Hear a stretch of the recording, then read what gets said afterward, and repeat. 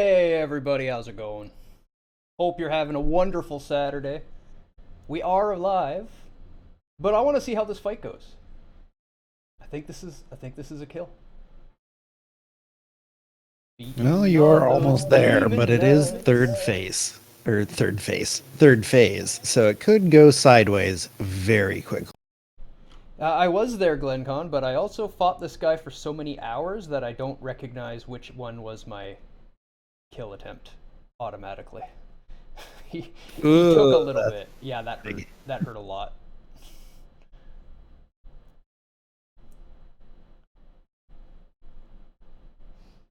Oh. Oh, come on, me. Get your shit together. There you go. Yeah, you're behind him. Hit him, You're hit behind him him. in the Yeah. butt. Heal. Heal while behind. Now, jump. Yay. See, I recognize using the height to my advantage there. I remember that, but I don't remember if that was when I killed him or not. Definitely getting close, though.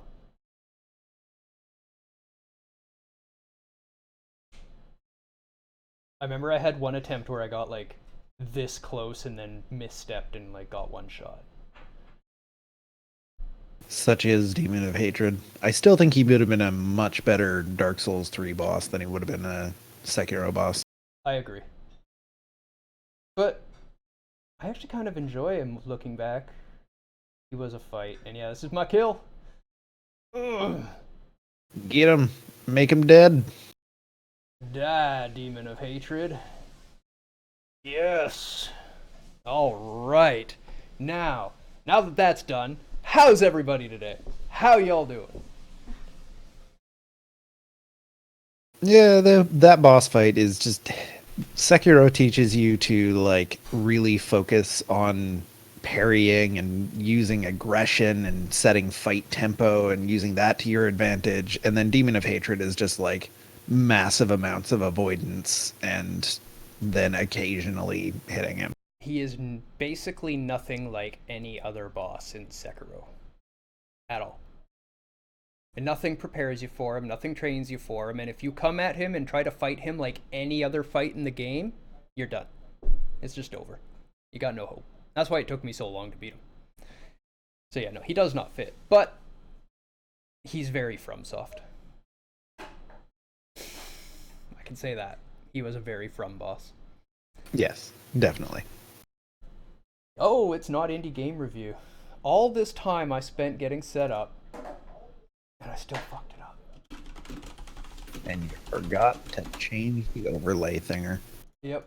There we go. Game options explained. Welcome everybody to Games by Design this wonderful Saturday. What is it today? January the 4th. The first stream of the new year. The first stream of 2020. We're super excited to do this one. We're all pretty invested in it. It's something we really want to teach you about, and it's something we don't think many people know about. So, we are doing game option. Oh yes. By the way, hello. I'm Deus. I am Rage. And I'm Pseudo. And we are Games by Design panel. Let's talk about game options. Let's do it. Yeah. Oh, hey, look at all that stuff. Look at those pretty headphones. Ooh. See, there they are. They're pretty. And they hug my head, and they sound nice. I love them. Thank you, Rage. Thank you, Rage, for recommending some fantastic, expensive headphones. I figured you'd like those ones. Yeah. I love the wood, too. They look fantastic. All right. So, game options. What the hell are we talking about? Game options. We know how to set options. Yeah, everybody knows how to set options. You've had your game. You go in there, and you know exactly what FXAA is when you're turning that on, don't you? Definitely. Oh, yeah. Definitely didn't look that up earlier today to figure it out. We actually knew a fair chunk of them, but we did do our homework just to make sure we're not leading you all astray and in the wrong direction here. I'll leave that cam alone. I don't want to screw with it. I'm going to end up looking over here where my notes are. I usually move my cam so you can see me looking at you, but I'm going to look over here now because you're less interesting. I have no idea. I just scroll to the bottom of the drop-down selector. Yeah, the bottom one is always the best. We're using that.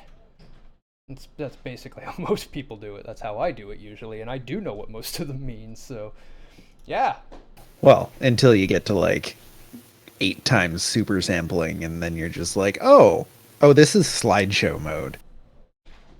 yeah, yeah, pretty much. And we're going to explain to you why it's slideshow mode and what you know. Like, you'll be able to, if you look back and take notes or come back and watch the video again and relearn what we're saying, you'll be able to go, oh, this is going slow because I don't have enough video RAM, or my GPU's just not fast enough processor wise. It needs a faster chip in order to do the processing, in order to display the information, and that's my issue. So if I turn this down, hey, I can get a pretty good looking game, and it runs pretty well. That's the end goal of this. Help your games look pretty and work at the same time. And we're gonna start with You real can have basic. both. You can have both without breaking the bank. Hey, I'm bored. Welcome to the stream. Hope your Friday is treating you well. Saturday. It's not Friday. Oh man. Whatever day of the week it is. Whatever. Really. Hope your today is wonderful, and whenever anybody is watching this in the future, I hope your day is wonderful today as well.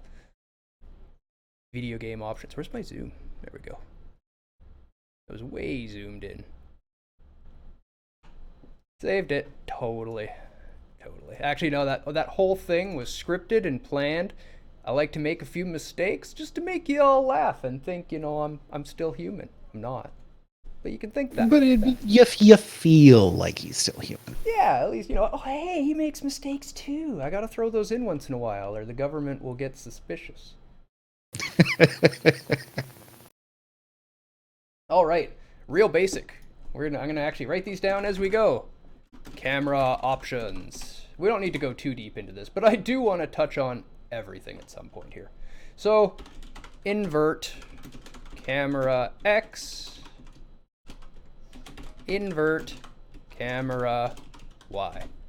Now, does anybody, like, I'm sure everybody knows what they are. If you don't know what they are, then say something, but the reason for them is quite interesting because we have a very diverse group of people here where we play one inversion, double inversion, or no inversion between the three of us, I think.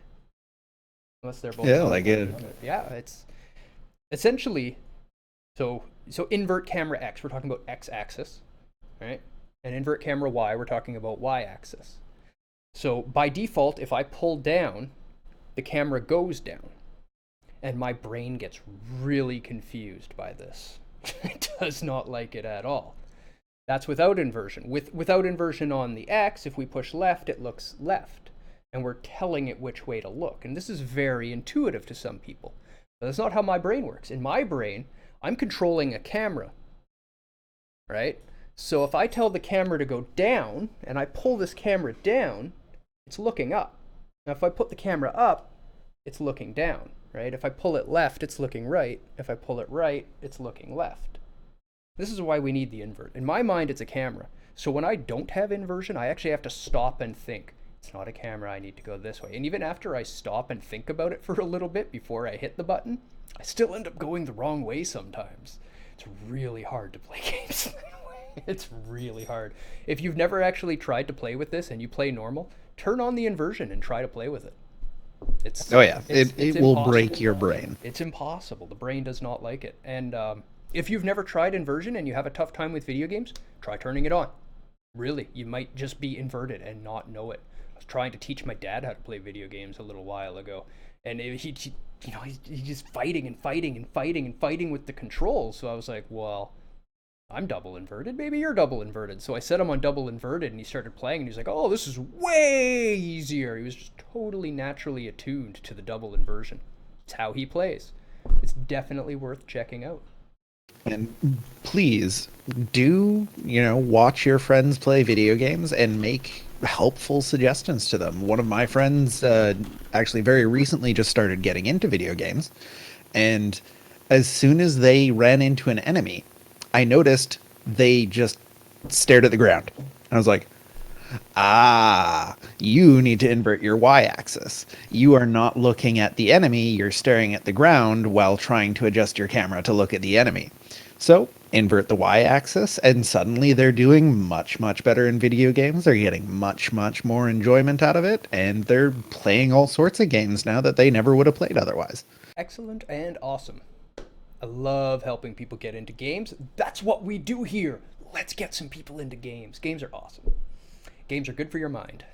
Through and through. Okay, camera speed / mouse sensitivity.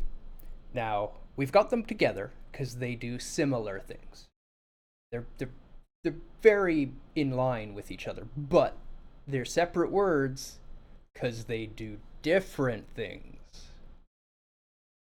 Who wants to tackle this? Technically, not the same. Well, you spoke up, so it's all yours. I'm technically correct.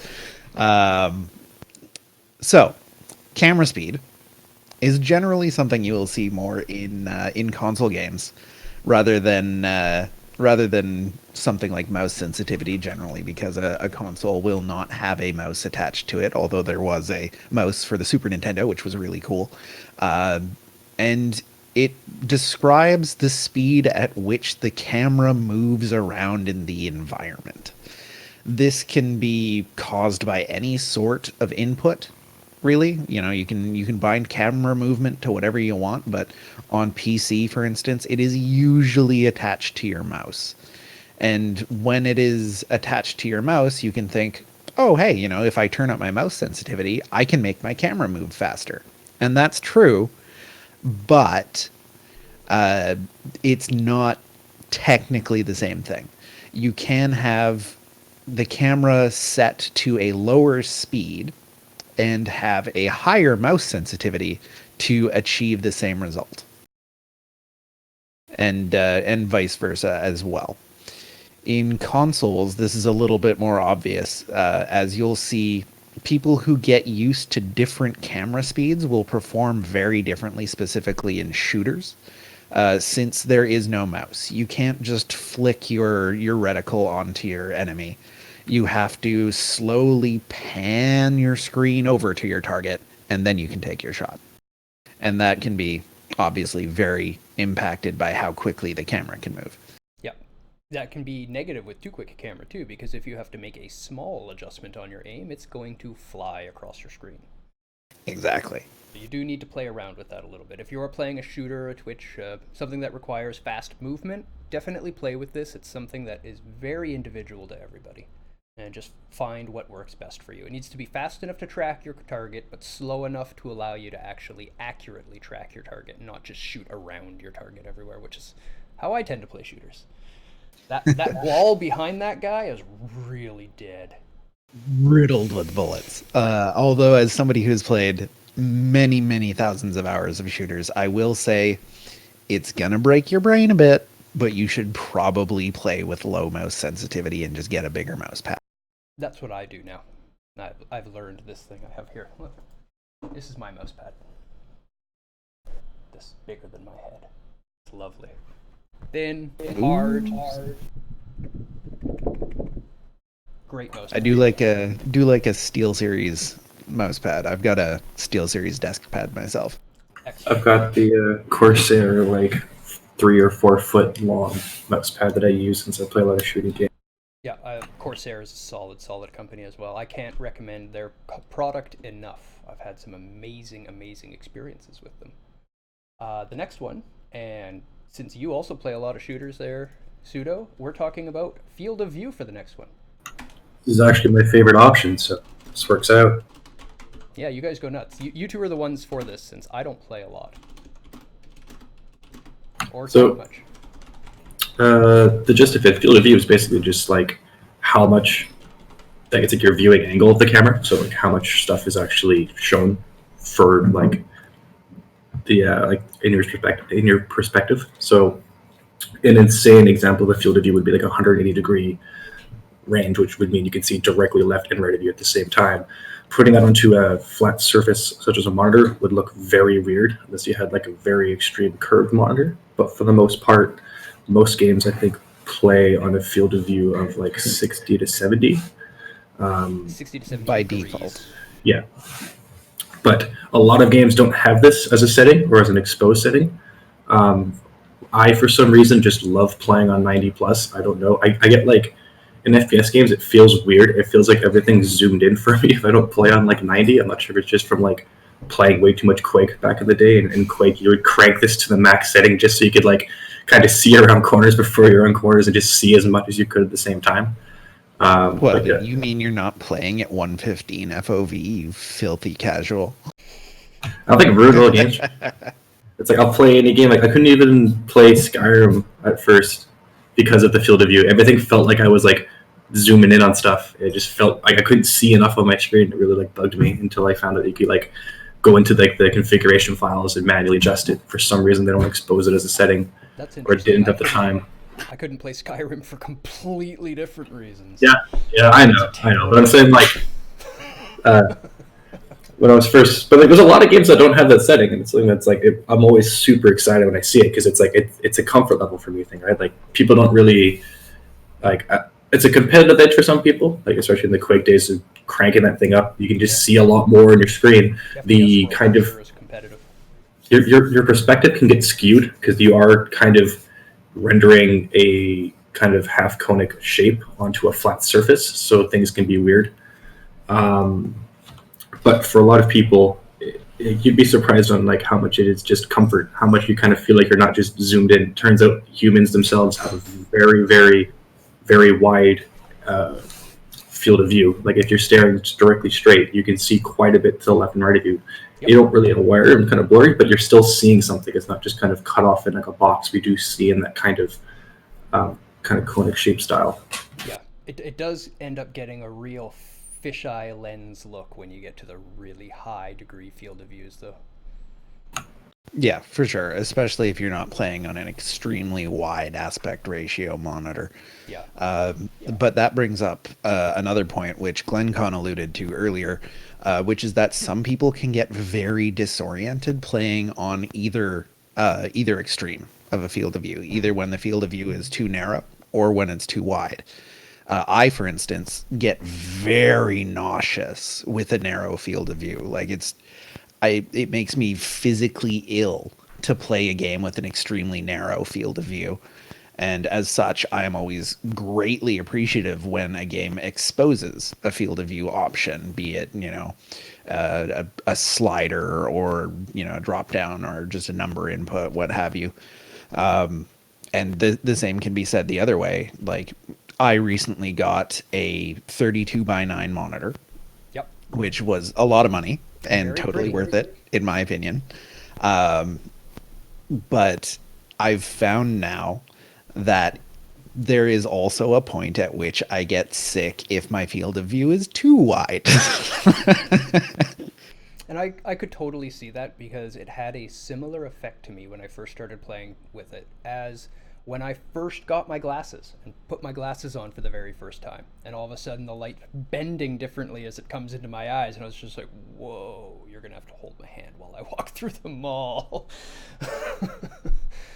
Yeah, it was a lot to get used to. But I wonder if repeated play like that would actually help you get used to it. Either that or I'd puke a lot. Like, on a 16:9 monitor, I generally play with between a 100 and 110 degree field of view. Yep. But because of how the field of view is calculated, I find now that I have a wider monitor, I actually need to turn that down because it will automatically scale the field of view out to this different aspect ratio. And I have made myself ill playing Doom at wide fields of view. So let's talk a little bit before we leave this subject, because it's not a complicated subject, but it's definitely one that deserves some digging into. As a competitive FPS players, why do you guys want to play with this? What advantage do you actually get out of it, and why should anybody care about it? For a competitive level, you just have more on your screen. You can see way farther than you really should be able to. If you're sitting, let's say, camping in a corner somewhere and you crank that setting all the way up, you're going to be able to see a good majority of that map from where you're sitting. And in some games, there's... I hope you get a shot. It depends on the game, right? Like some games, it's what happens. But in other games, there's also just exploits, kind of, where like the developers didn't really think about it too much. This happens a lot in like third-person camera games where you can crank that field of view all the way up, and now you can just like peek around corners like no tomorrow. But I think for the most part, it's usually a comfort thing. Usually, if you're playing at these extreme levels and you're not like some super insanely dedicated person, you are just going to make yourself sick, and you're not going to really be able to aim or shoot well because everything's going to look like it's super far away if you crank it that high up. So the answer I was kind of looking for, which I haven't done, but it was my understanding. So I'm interested to hear how accurate I really am, and that is bringing in a better focal point so that you can more easily see things with your peripheral vision on the monitor while still having a dead center of screen focus. Definitely. That is definitely a thing that can be a factor and is generally something that's done with 4x3 monitors rather than very wide aspect monitors. Okay. You would crank up your field of view in order to bring in obviously more visual information while still having the center of the screen be, crisp, straight, know where you're shooting, have all those pixels be tightly rendered and not stretched. Yeah, it would be real important that the center of your screen do not go through any sort of a fisheye lensing, otherwise you're going to off-put your actual aiming for sure. Yeah, it's very common with older monitors, namely 4x3 or CRT monitors, and CRT monitors specifically having such a high refresh rate allowed for that fisheyeing to be not so detrimental when redrawing the screen. Yeah, makes sense. So like I said, I don't want to beat this one to death, but before we go on, does anyone have any questions about the camera options? They're relatively simple, but they are rather important to the enjoyment of games. Turns out, if you can't control your camera, it's really hard to enjoy a game. Especially if you're in first person. Yeah. But just another quick note on the field of view. There are two different ways to set it. And as you've written in the little sub point there, you can set both a horizontal and a vertical field of view. So you could adjust either the X or the Y axis.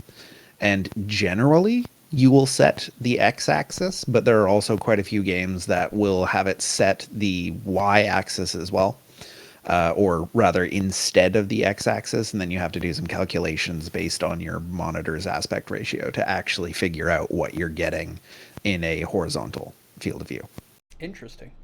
So when we get the wiki up, we'll go ahead and put some of that math up that you'll be able to look into it. Nanu, Mr. Lowe. Welcome to Strem Day. Games by Design panel is well underway. We have just finished talking about camera options. If you're looking at any of those terms that are up on the screen and wondering, what the F is that? Go ahead and ask. Be happy to cover it again for you a little bit there. Otherwise, we're ready to go pushing on a little bit into the video options. And there is an extended video options where we're going to get real crazy, but let's just talk about some basic video stuff first. Yeah, the video options you can definitely go real deep into. Yeah. I wanted a capital. Give me a capital. Thank you. Hey, gamma/brightness. Now again, close to the same thing, but they are not actually the same thing. So we're putting both names down, we're talking about them at the same time, and we will explain the difference. Oh, I guess I've been letting them talk all this time. They're like, you do some work. It's your goddamn show. Okay. I mean, I wasn't going to say anything. We'll do it live. That's it. Let's do this. Okay, gamma. Gamma is your white point.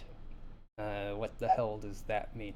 So you're actually adjusting what the white value on the image is, which can make things look brighter because it's going to whiten things up.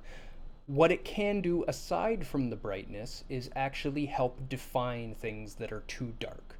So if you've got the gamma way down and the brightness on your TV way up, your blacks will still fade out and look crappy, but you won't actually be able to see the objects in the dark. Now, if you turn the brightness down so that your blacks get real crisp and then turn your gamma back up, you'll actually be able to see definition in the dark things. And don't turn your gamma up so much that it looks like crap.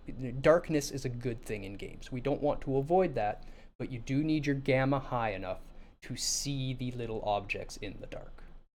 Unless you want to be a high gamma pro gamer and never enjoy another spooky game ever again. That sounds boring.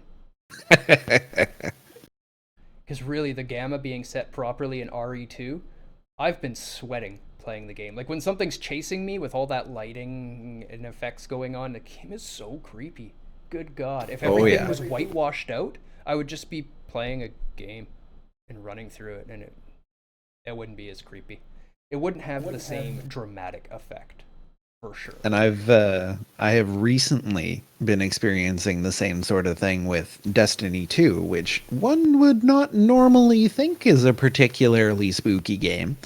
But I recently bought this new monitor that I had mentioned earlier, and it has high dynamic range video output. So the high dynamic range allows for darks to actually look dark when it works, as Windows is really terrible at dealing with HDR. But like the very shadowed areas of the game are like almost pitch black with your gamma set correctly, and it does make it very difficult to do some of the jumping puzzles.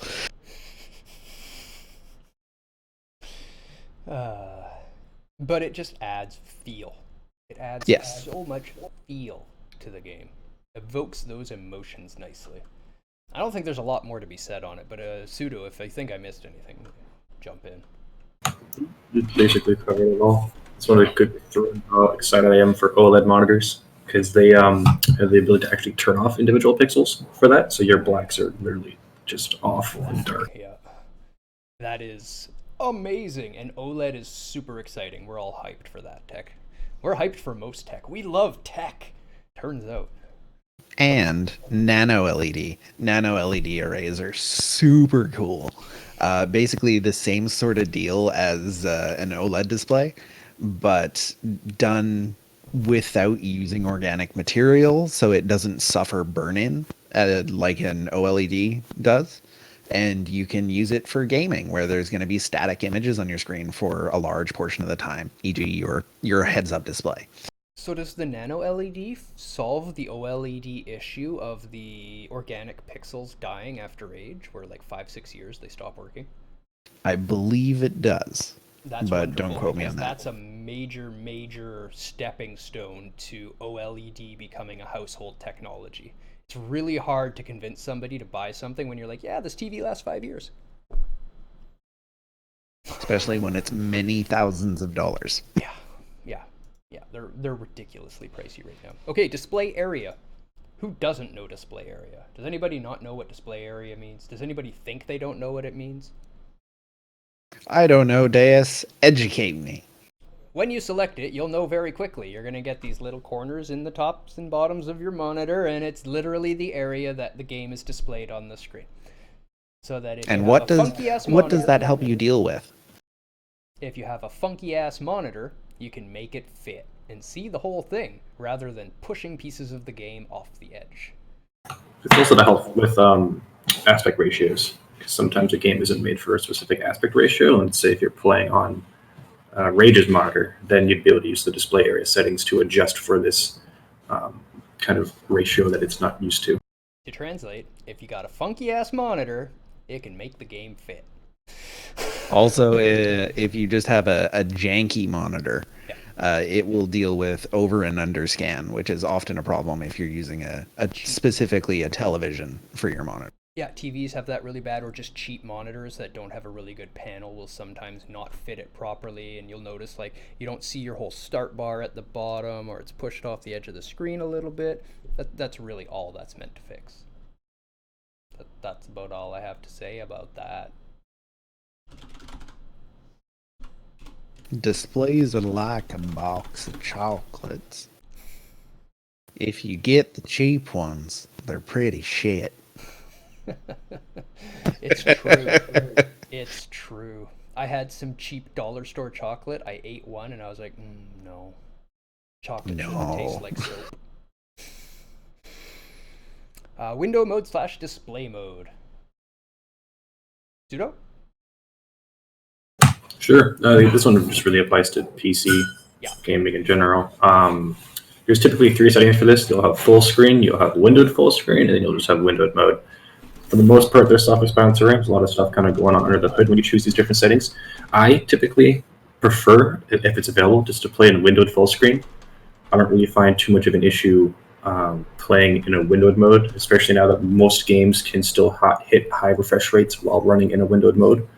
I also just like it since it doesn't have kind of full control. You'll notice that when you play in a windowed full screen versus a full screen, that when you go to Alt-Tab, your computer doesn't really just hang for a second and your screen doesn't flash, and there's also a less of a chance that the game will just crash. It usually tends to display the game as well still. Yeah, it'll leave on the background, and depending on the game, if it has options for focus, if it can detect whether it's in focus or not, it can auto pause, or it can just keep playing in the background, which is usually just fine. Windowed mode, of course, is just like any other application on your desktop, just now in a window. Sometimes they'll have you be able to click and drag to change the resolution on the fly. Most of the time, it's usually just locked, and you'll just have to change it through settings, which is very understandable. That's more newer games are like that. The older games were more the ones that you could just grab and drag, and it would render the game based on the image size or window size. Yeah, and then the only real difference between that and windowed full screen is that it's running in a borderless window that is set to your monitor's resolution. Yeah, so windowed full screen, you'll always be running at your desktop's resolution. With full screen, you can set its own resolution. The only time you should be running full screen is if you have one monitor. Or if you need really reliable mouse capture. Yeah, it kind of depends on the games as well. Most games, even if you're in window full screen, will have mouse bounce locks. Nowadays. Generally, yes, but not always, and sometimes it breaks. That's good to note. If you're playing a windowed full screen game, you like the full screen, and you keep losing your mouse, changing it to a full screen full will lock your mouse into the window range, so you won't be able to push it off the screen anymore. You won't be able to lose your mouse as easily. Otherwise, windowed full screen is typically the best way to go. It'll allow you the easiest Alt-Tab out and do something, look something up on Google, so you don't have to ask the general chat all the time and be told to look it up in Google by general chat, because that's what we're going to tell you to do anyway, so just go do it. And then there are a couple of caveats to that statement, though, specifically to do with more recent monitor and display technology. Stuff like variable refresh rate, high dynamic range. Sometimes HDR implementations will not work unless the game is running in full screen mode. So if you want those options, then you will probably need to run the game in full screen. I've luckily haven't run into that too much lately. I think the latest Windows updates, they kind of fixed all the HDR stuff, but for the longest time, HDR was just a nightmare in Windows. Yeah, I don't have HDR, but I know how much of a nightmare it is, because Rage has it. Oh yeah. When it works, it's so pretty. Yes, HDR can make things very, very, very solid. I look forward to it being reliable enough for me to invest in it, because I don't buy Tech Gen 1 because it doesn't work right. I wait for other people to get it working, and then I buy it at half the price because all the bugs are worked out now, so it's cheaper. Yummy stir fry and red beans and rice. You just had to do that to me, Lo. You just had to do that. I'm sitting here doing this show, starving, trying to give you guys this information, and you come bringing your food in like, hey, look what I'm eating. You can't have any. That's not fair. That's not good at all. Resolution. Resolution is next. This is literally how many pixels is used to display your image. Do you know what a pixel is? Does everyone know what a pixel is? Does anybody not know what a pixel is? If you don't know what a pixel is, please say so in chat, and we will go over a pixel. Yep, you know what a pixel is? Okay, we're good to go. This is how many pixels is used to display your image. The more pixels you have, the sharper, crisper lines you can make, the more realistic circles you can make. Pixels are good things. You want more of the pixels. You want all of the pixels. Resolution scale. something that is becoming more common to see. Sometimes it's also called image quality, and it's done by, just give me the nice, be a jerk. I gotta be a jerk. I'm gonna bullet it then. Percentage values. So you'll go in and you'll see like 100% resolution scale as a default. Just one final note on resolution, Oh, yes. if you can actually hear me this time. Yes, we can. This is also one of the major things that will tax your GPU. The more pixels you're rendering at any given time, the more GPU and VRAM, because of how the other options work, you will need in order to run the game at a higher frame rate. So let's quickly touch on those now that we're getting into them. We're going to talk about some terms here while we're going through things. CPU. This does not mean your computer. A CPU is not a computer. A computer is multiple parts. A CPU is one of them. The CPU is your central processing unit. It's what does all the math for your computer. Okay? It's going to be involved in this process a lot. Then we have a GPU. Now, a lot of people use this to mean their video card. The video card contains a GPU, often and sometimes many GPUs on one card. They need to do a lot. This is your graphical processing unit. It's what does all the math for the video card. Then you have your RAM, not the RTAM. That's not a thing. But the RAM... Read the actual manual. Random access memory. Now, I talked about this a little bit before, earlier, not on this video. To summarize it real quick for everybody, let's just quickly sort out. You've got RAM. Everybody knows they have RAM. Most people don't know what the hell RAM is. Here's my analogy. Think of a library, okay? All the books in that library are your hard drive. That's all the information you've got stored. They store tons of information. However, it's all well sorted. You know where to find it, but it still takes time to go get it.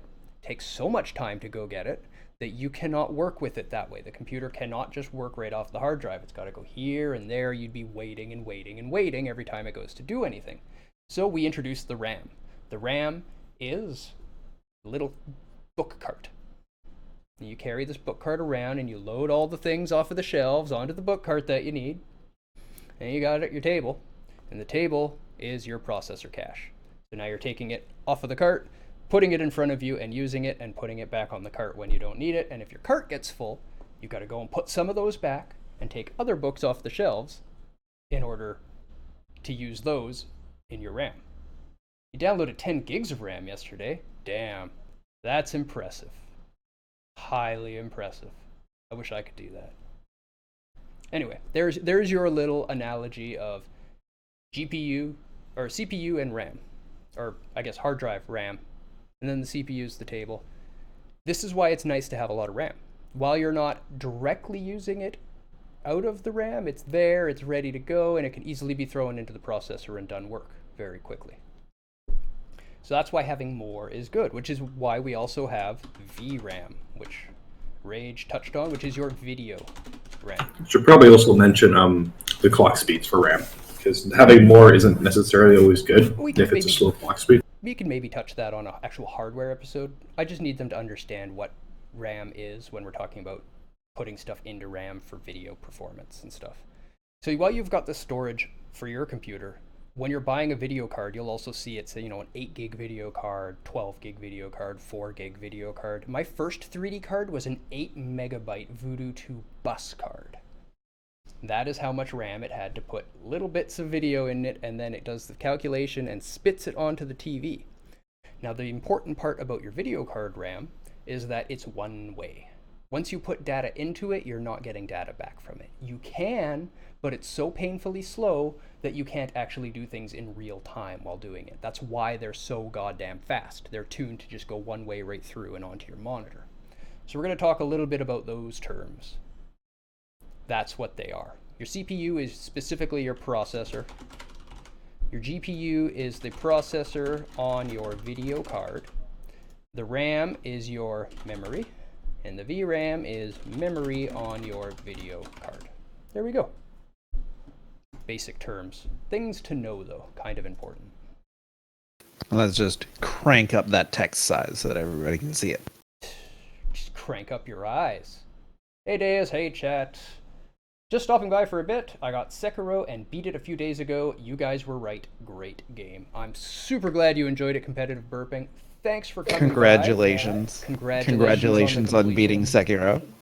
A notable accomplishment for any good gamer. Well, maybe 32 is a bit too big. 28. There we go. That's kind of perfect. Hit it. Alrighty. Okay, there's your little breakdown. There's a whole lot of details. We could talk about these for the full 2 hours, but you need the basics as we talk about this. So resolution is all about the GPU and the VRAM. They're both going to get jacked up in use exponentially as you jack up your resolution. But they are going to be the largest change to your game's look. They are the number one thing you want to turn on. Resolution scale versus / image quality. I'm going to leave this one for Rage because when I was working on it, he was like, "Ooh, I want to talk about that." So,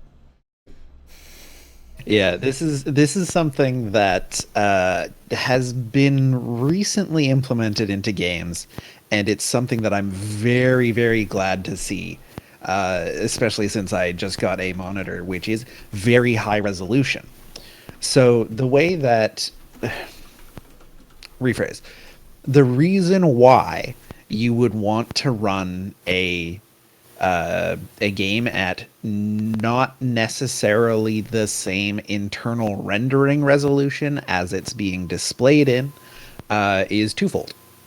You would want to either A, run it at a higher resolution to increase image quality, which effectively sharpens up the image and makes things look much nicer, or B, decrease your resolution scale, your internal resolution, your internal rendering resolution to increase your performance. And this is something that will allow you to run a game in your monitor's native resolution in full screen. In my case, 5140 by 1440 or 5120 by 1440, which is a lot of pixels. That is a lot of pixels to fill. My GPU, frankly, can't handle it at ultra settings. Can't do it. But if I turn down the internal rendering resolution, I can now crank up my settings and have a very nice image that's a little fuzzy sometimes, but I get more performance out of the game.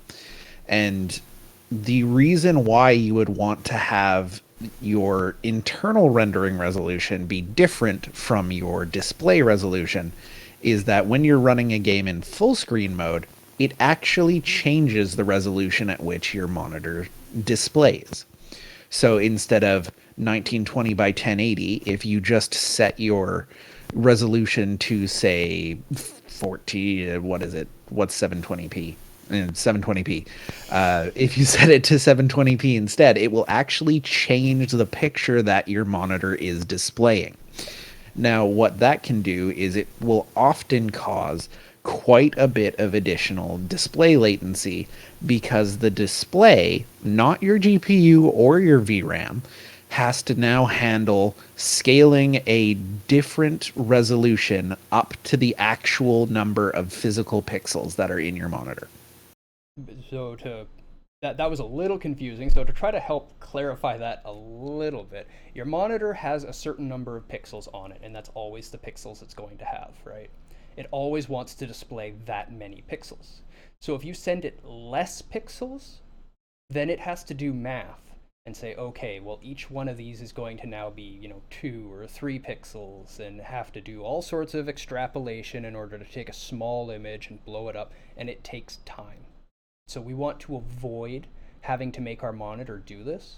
because the monitor is not made to do this. It can do this because it has to sometimes, but you ideally don't want it to. It's not fast at it. It's not good at it. It wasn't made to do it in real time. Which is why you would want to scale down your internal rendering resolution, aka your resolution scale or image quality slider, in order to increase your performance without having a latency penalty incurred by the monitor itself. There are several tools now that can do this dynamically based on mouse input, based on what the game is doing, how hard it's hitting your GPU, and that will allow you to keep a high level of detail in scenes where there is not a lot of action and your GPU doesn't have to work too hard to fill all those pixels, and then dynamically scale it down when there is a lot of action in order to give you more performance in, say, a firefight in a first-person shooter, which is a technology that I take great advantage of in both Destiny and Doom. Very cool tech. Although Doom is incredibly well optimized, and I really don't need it. Especially if you run it on Vulkan. Oh, yeah. We want more Vulkan games, and we're going to talk about Vulkan in a little bit. Let's push through these a little bit, because we've got a lot of extended video stuff to do. Sure. So HUD anchoring. So HUD literally stands for heads up display. This isn't from gaming. It's used in aviation and all sorts of places. Hopefully something you're familiar with. I'm skimming over it. Head anchoring is where your HUD is anchored to, per se. So let's say it was anchored to the top middle of your screen, and we shrink the size. The whole thing's going to go as though the top center is still the top center. It's basically just where it's tied to your video at. Frame rate limit / frame rate. Sometimes it's just called frame rate. Okay, this is to minimize how many frames per second. So in the game's code, it's not trying to draw a certain amount of frames. The game's code is trying to draw as many frames as it can. And it's going to work as hard as humanly possible to get as many of those frames out. And that's why if you have a really nice system and you turn on FPS display while you're playing, say, League, it will say 350 frames per second, 420 frames per second. I've seen these numbers before. Their video card is cranking. It is working as hard as it can to draw this game 400 times every second. Your monitor can probably do at most 240 if you've spent a lot on it. You don't need to be working your game this hard. Frame rate should respond to your refresh rate on your monitor. If your monitor can only refresh 120 times a second, then you can't draw more than 120 frames per second. That's where these numbers line up. Sometimes I leave it off, let it skyrocket and go, because it does create for a little bit of fluidity in the game at times. But if you're in an instance where you don't want to be working your computer too hard, it doesn't need to be doing all that work, it can create extra heat is a problem. It can be nice to turn your frame rate limit down to what your monitor's refresh is, so you're never working too hard. That's the only time you don't use that. And there's another thing that I'm sure Sudo was thinking as well as an addendum to that. Based on certain game engines, the game's logic, and specifically its physics and its tick update rate, can be tied to your frame rate. So even though you want to have frames synchronized to the refresh rate of your monitor, you don't necessarily want to limit the amount of frames per second that the game internally runs at. Yep. One example of that would be the knife bug in Resident Evil 2, where if it's drawing more frames in the background, it's doing more damage. Because every time it draws a frame, it looks if the knife is inside the enemy, and if the knife is inside the enemy, it deals more damage. So if it draws more frames in the time that you're swinging, it deals more damage.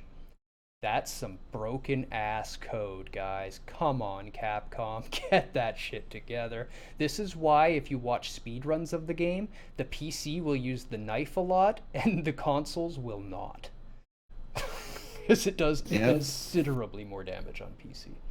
Yeah, and they will often run the game at very low settings in order to get that frame rate up. You want to have nearly 300 frames per second, so that like the 30 render frames or whatever it spends inside the enemy, that damage ticks, 100 times. Yeah. So after frame rate limit, or just frame rate, which is in almost every game, some games also specify a refresh limit, and you can set them differently to allow the game to render quickly and still only push certain amounts of frames to the monitor. Why? I mean, other than the knife bug, which is where this setting comes from, it's almost like they knew. It really is. And the other setting you're going to see in video options, for the basic video options, often, is your VSync. And most people are like, what the fuck is that? It basically just toggles on and off those two options above. Frame rate limit and refresh rate. If you turn off VSync, then those won't do anything. If you turn on VSync, it will generally activate both of them, which is also generally a bad thing because it can increase your input delay. Yeah.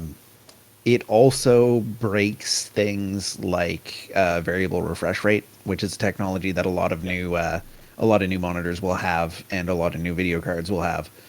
So in modern titles, if you have a variable refresh rate monitor, I would recommend not using VSync and instead limiting your frame rate. So I have a question. In Hitman Blood Money, in one of the first missions, you need to adjust VSync or G-Sync to be able to get past a section. Is this actually in the options of the game? Adjusting them? Otherwise, your path is blocked by a wall that shouldn't be touching you. Okay, so that is another issue with spaghetti code. Yes. They tied their collision logic specifically to the display thread. So every time, if you set your frame rate either high or low enough, it will think that you're about to collide with that wall, even though you're not.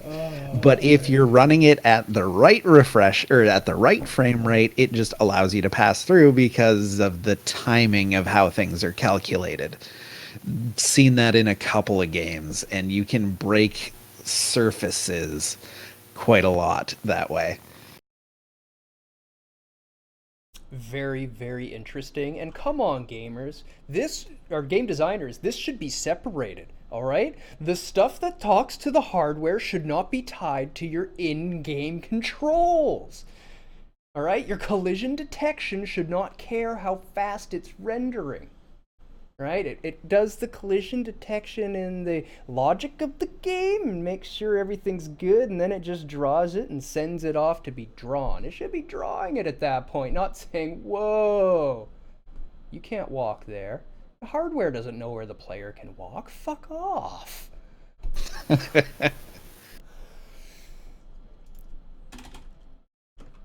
Very interesting question. We cannot hear you, Pseudo. If you were trying to add more to that explanation, we could not hear you.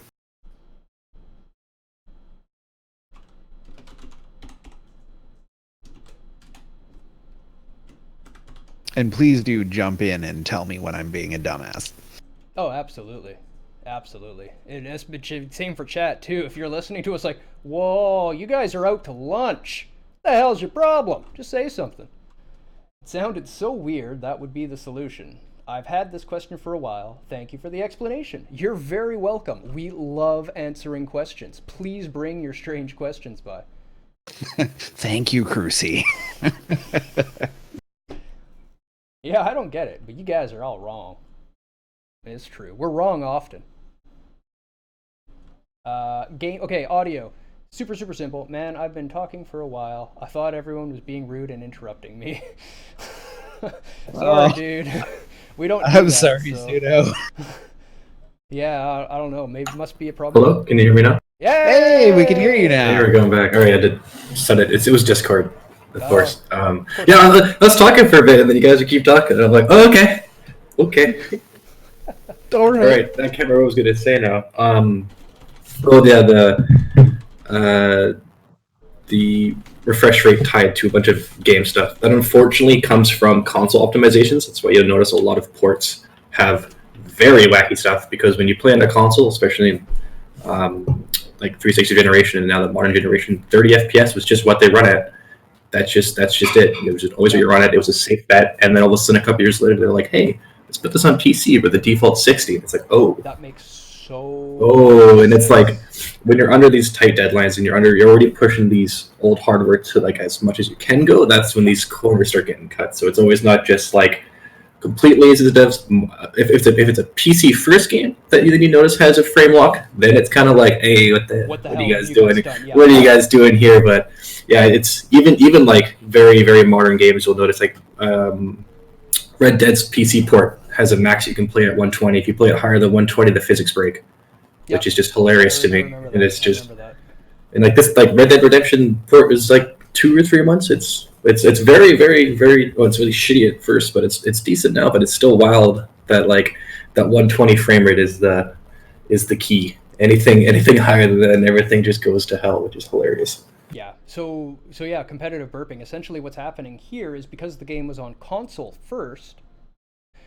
On a console, you've got very limited hardware, and that hardware is never going to improve. It's never going to change. Nobody is ever going to do better with it. So if you want your game to run well, you need to cut every corner possible. So consoles from the very beginning of time have been cheating like bastards on every single game that they've made in every way possible. To put it into perspective, think of all your favorite SNES games. Every one of those games was done with 2 megabytes. that's you gotta cheat. There's no way you can make a good game with 2 megabytes without cheating and lying through your teeth the whole time. So that's why you've got really weird stuff like that cropping up. The first Hitman games on PC need to be limited to 60 FPS. Otherwise, it'll work on slow motion. There's also a lot of really cool cheating that people have been doing recently, like occlusion culling, et cetera, et cetera. A lot of really cool tech that went into making specifically Horizon Zero Dawn, and that game is visually stunning. Yes. Work on the PS4. Yeah, the fact that game works on the PS4 is mind shattering. I was playing it on the PS4. I was like, is my PS4 gonna light on fire? Yes, it almost did. Okay, so game volume, sound effects volume, music, voice volume, music volume. You'll often see all 4 of these. Game volume is also usually a master volume, so it'll turn all of them down, and then the rest are fairly explanatory. Just the sound effects, just the voice, just the music. Personally, I like jacking up voice volume, turning down game volume a bit, because games make themselves too loud, and I want to hear the voices. That's my Also, you should always have all of those sliders. There is no excuse for not having all of those sliders. Yes, yeah. If you're a game designer and you don't have all of those, shame on you. They're needed. We need them. We use them all the time. They're all touched in every game I play. Please put them in. And real-time binaural, you will see once in a while. They don't often explain it. That enables or disables the 3D audio in your headphones. It does all sorts of fancy work to figure out where you are and where sounds are, and makes them louder or softer or just out of one ear or the other in order to try to give you a sense of spatial realism in the sound. And there's actually a lot of really cool technology that's been going into that recently. So if you want to nerd out and throw yourself down a Wikipedia hole, check out audio positioning in video games. Very cool. Yeah. Audio positioning is a very cool piece of tech and not used by as many people as it should be. Like, if you watch really good FPS players play, they'll just be like creeping through, and all of a sudden they'll just stop, turn around, go out the door, and shoot somebody. And they're like, "How did you know they were there?" And they'll tell you, "I heard him." They heard his footsteps. They heard him walking. They heard him coming. You give yourself. Also, there's a fun bug with the version of the Quake engine that Modern Warfare 1 was made on. And it was actually that if you ran the game at over 300 frames per second and set your tick rate to 60, you would stop making footstep noises. Just wouldn't do it anymore. That's amazing. Oh man, that's full on cheating. Yep. You just gotta The game engine was broken. you gotta do that, and then if anyone accuses you of cheating, like, no, I'm not cheating, just play dumb. Like, yeah, that's just how I play the game. What, it breaks it? I didn't know. Yeah. My favorite excuse is always they wouldn't have put it in the game if they didn't want me to use it. They didn't put Yeah, that anybody in software knows that that's not a thing. Okay. Expanded video options. Now this one will take at least the hour, I'm sure, because there's a lot of really cool tech going on in here. I'm gonna do this one real briefly. I'll let somebody else grab it because this one's fun. Pseudo, I believe you have the most game dev experience out of us, so I would like for you to start with the graphics API, and then I'll jump in and nerd out about it. Sure thing. I'll just ramble then, I guess. If you guys have not seen what those things are below, the DirectX, OpenGL, and Vulkan are, they are not all typically the same. They're very similar stuff, but the gist of it are ways to talk to your graphics card to tell it to do stuff. They are anywhere from a specification to a library to a full-on stack. So I will dive into DirectX because it's probably the most popular and used one. It is a application programming interface that Microsoft created back in the day for Windows gaming, which was then used for their Xbox, which is why it's called the Xbox. It is the Direct Xbox.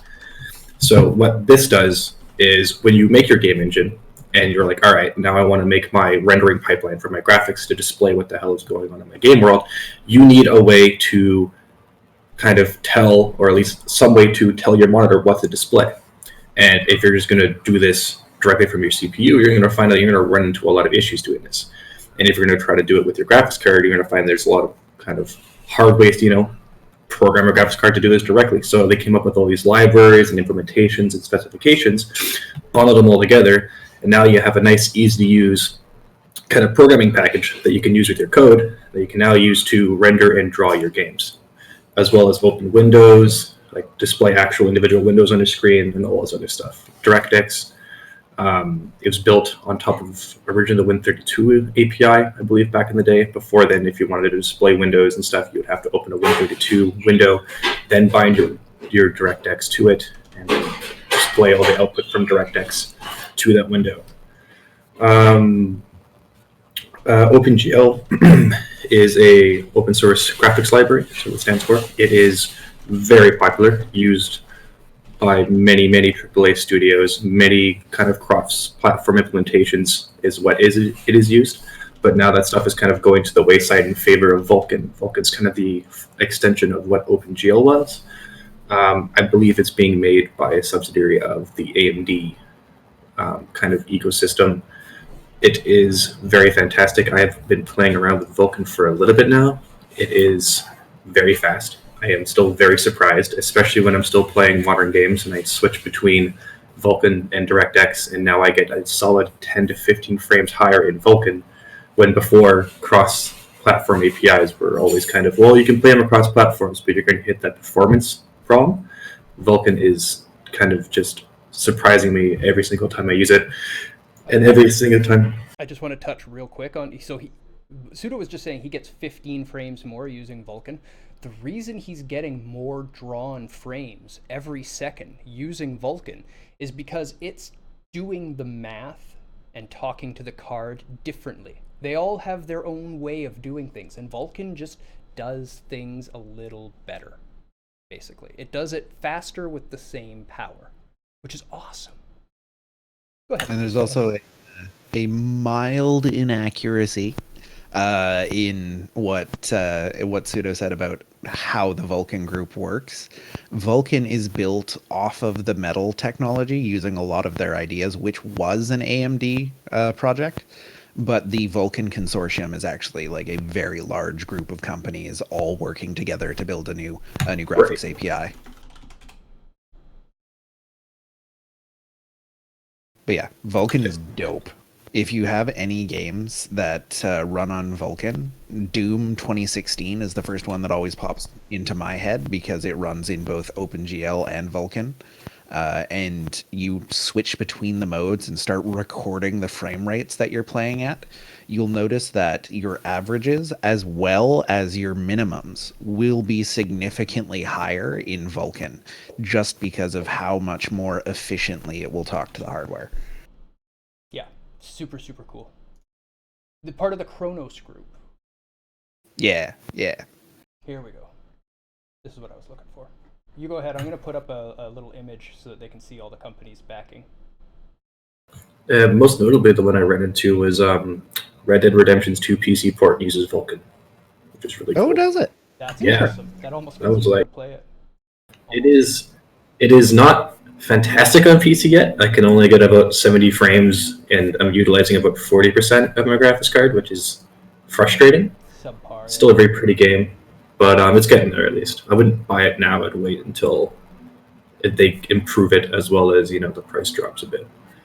But it is very surprising that they're using Vulkan because Vulkan was kind of the it was good, but it was not very mature. But I think it's in that level of maturity now where these major studios are seeing the performance benefits of a fresh new take on graphics libraries. I was It's staggered fantastic. and blown away by Doom 2016's Vulkan implementation, as Rage was talking about. I turned it on, and all of a sudden things are smoother, everything's running faster. I'm getting way, like, noticeably more frames. Without even having the FPS counter on, I could see that I was drawing more frames. It was so smooth. I want more Vulkan games. They're so good.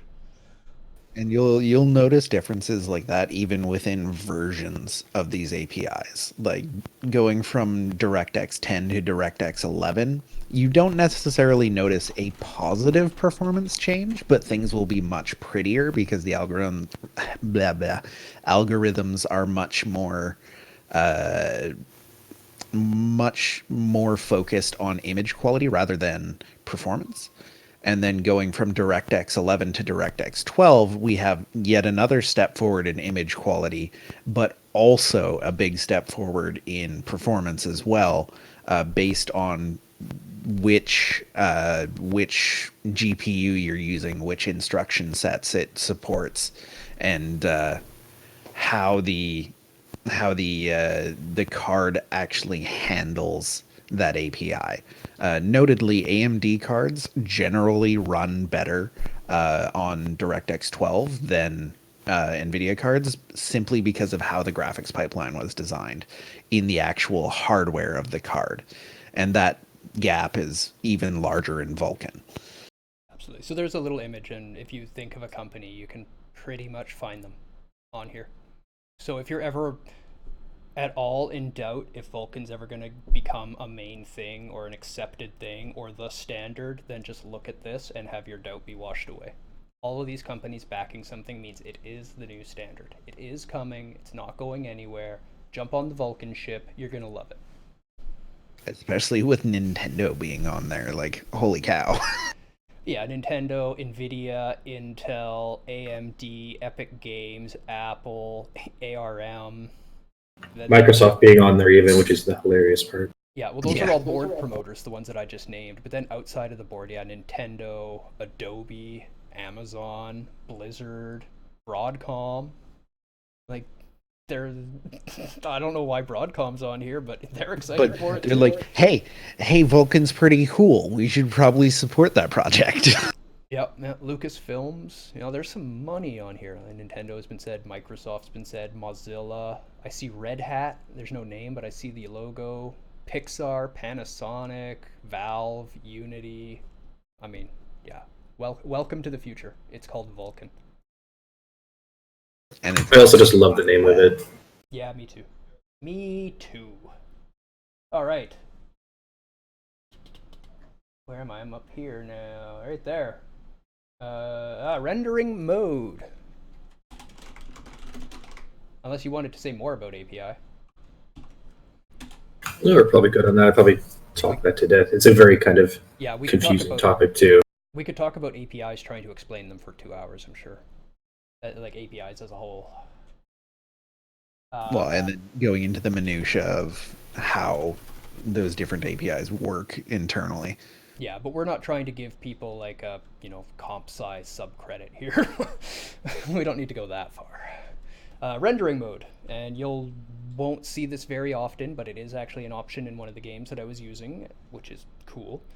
Rendering mode is going to decrease the actual load that is on your system drastically. Not the RAM, but the GPU load.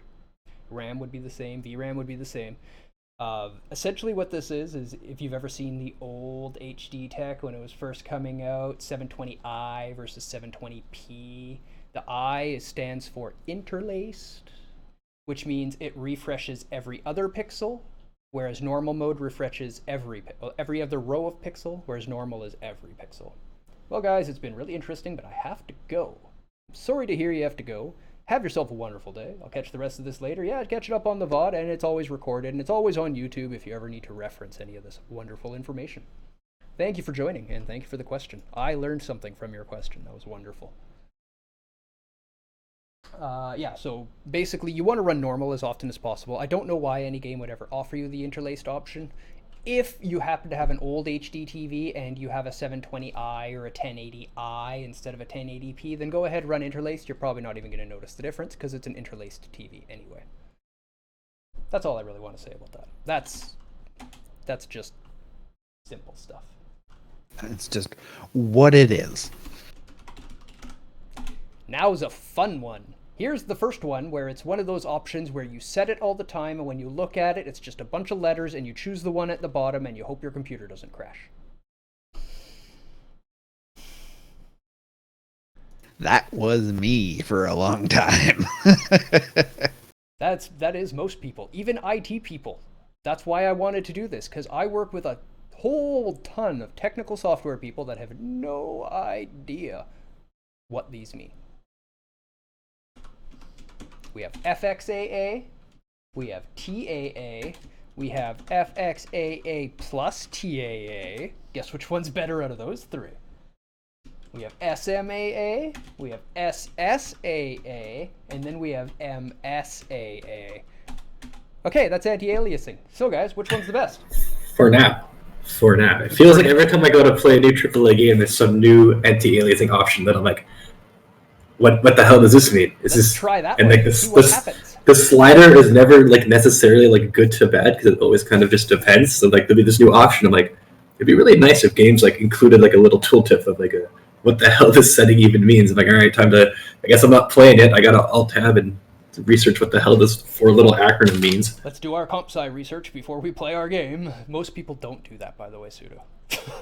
That is very fair. It is something that we will often do, though. Okay, just flat out anti-aliasing. Does everybody actually know what anti-aliasing is in general? Do you guys know what that term means?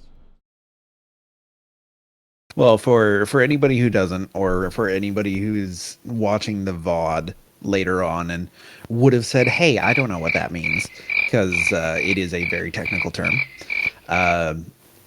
Generally, games that are rendered use pixels to display information. Those pixels cause little jagged edges on things because they're little squares. They're not smooth lines. Anti-aliasing removes those jaggies. Yeah, it smooths and blurs and blends things so that they look more natural instead of having all sharp ridge lines. A good example of this is a lot of fonts, not even just for gaming, but like font styling themselves will have a lot of aliasing support, and you can really tell the difference if you see if a font has aliasing or if it has anti-aliasing. Yeah, that's why I asked if people know the term, because anti-aliasing is not strictly to games, it's more used really in video fonting. Aren't they triangles and not squares? No board, unfortunately, they're squares. A square is two triangles. A square is two triangles, that is. So yes, they're two triangles. They're not a triangle, they're two triangles. Get it right, and stop trying to steal their goddamn triangle from them. You took half their triangles. So FXAA is fast, approximate, anti-aliasing. And I'm guessing you can probably guess what most of those AAs are. So fast approximate anti-aliasing was created by NVIDIA. Kind of cool. Little trivia for you. Doesn't really matter, but NVIDIA was the ones who brought that to us. It was really one of the first forms of anti-aliasing used in games. Fast approximate. So, it's just trying to quote, is very efficient but does not look great. Also known as FSAA, which is fast simple anti-aliasing. Whenever you're getting the terms like fast and simple, you're usually not getting the greatest quality out of it. So after the FXAA area, we entered the TAA, which was temporal anti-aliasing. And temporal anti-aliasing was designed to reduce flickering and smooth the jagged edges even more. You would get some flicker and some really poor. If you ever play with FXAA, you'll see the distortions and stuff you'll get from it trying to smooth everything out. The TAA. Go ahead. I was just going to say, often FXAA on its own will go way too far in trying to smooth out edges, and you'll just end up looking like you've got Vaseline smeared all over your screen. Yeah, I was actually going to use that example for the TAA because the TAA will also give you a nice, healthy lathering of screen Vaseline in order to make everything look not sharp and rigid. It makes everything look blurry instead. Not the greatest, but they were way better than the alternatives back in the day. So now we have FXAA plus TAA, which is really just both of the above. And it's not bad. It's not bad. When you combine them together, it does an okay job, but not great.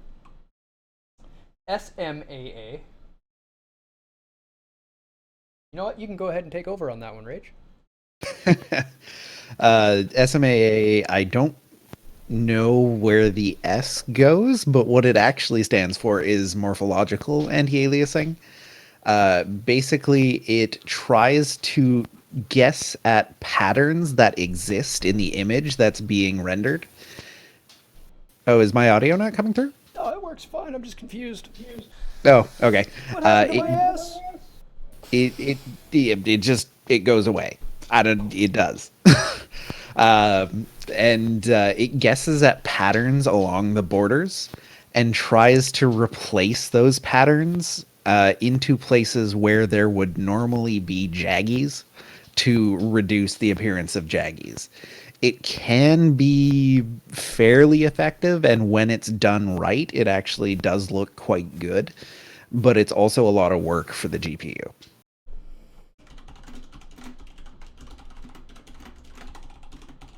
Sounds very similar and or roughly based off of the tech that they've been using in order to, say, remove somebody from a picture with Photoshop, where it will guess what was behind them and sort of generate an image that looks like it fits, which is very intensive, very intensive.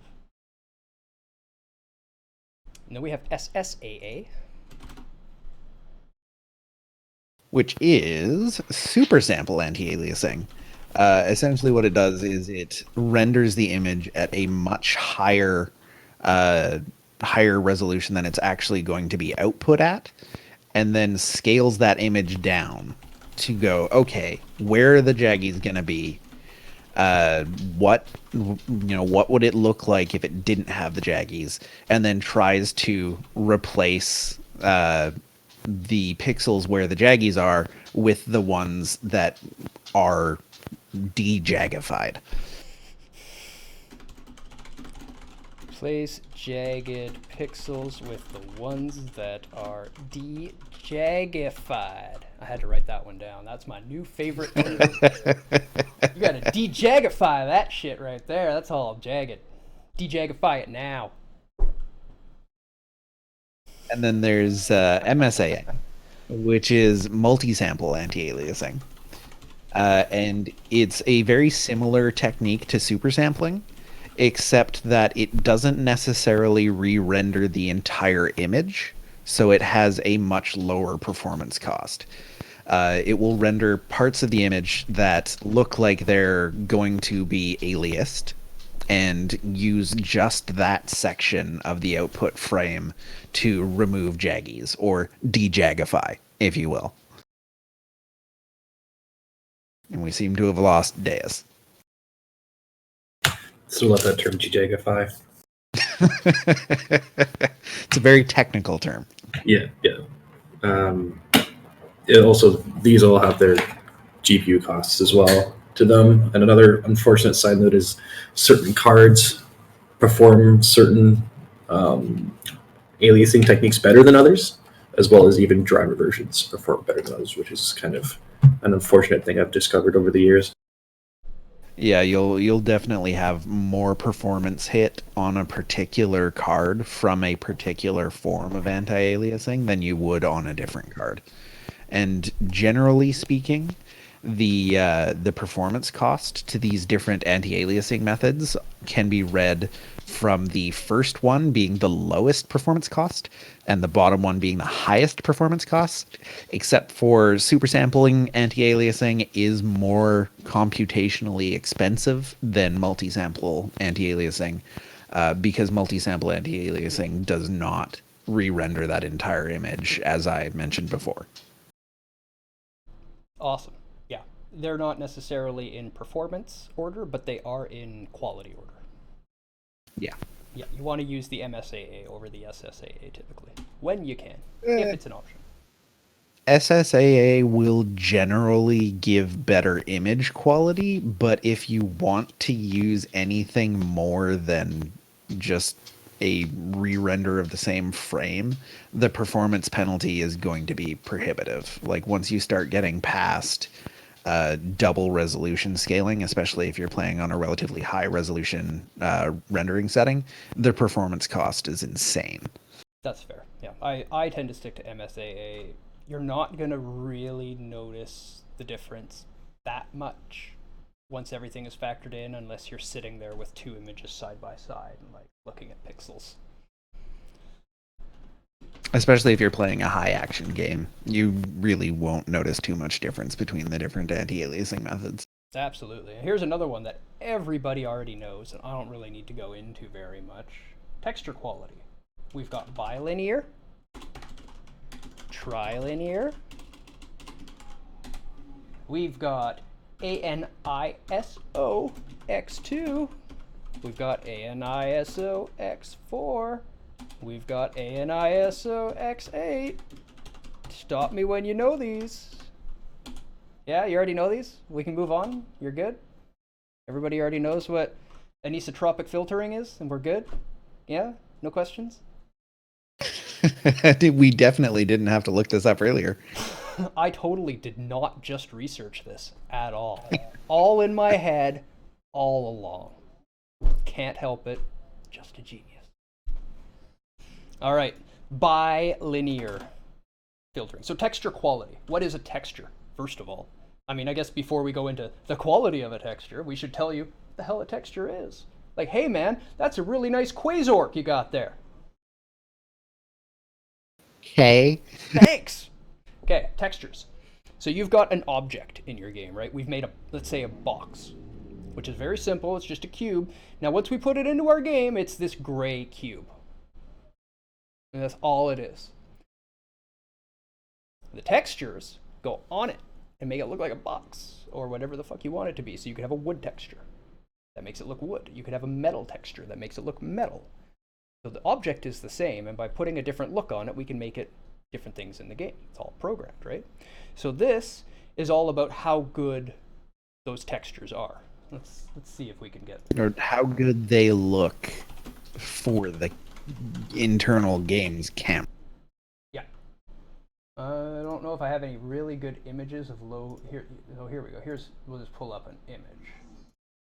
Standard. Okay, here's a wooden box, all right? So this is a gray thing, and you can see how this pattern across here is repeated on here and repeated on here, and when it's all put together, it really looks like a wooden box, but this is a texture along here, and it's being applied. So an artist somewhere built these textures, and if you've been following along with us in Resident Evil 2, you've heard Rage and I going off all the time. Wow, these textures are so beautiful. Look at the wear on the jacket. The jacket looks like leather. It's got wrinkles. It's got all that. That's all just a flat surface, and all of that detail is drawn on by an artist, and then it's pasted onto there. So this texturing is actually super important. The texturing is how real your world You should look at the end of the day. pull up a texture map. Pull up an example of a texture map so they have an idea of what the box looks like and the actual like texture file, how it like plops it onto there. Because those look really freaky, but it kind of just makes it even more impressive that this is what texture artists have to work with. Okay, I've got a texture map with a normal bump map for you. Yeah, that'd be for lighting.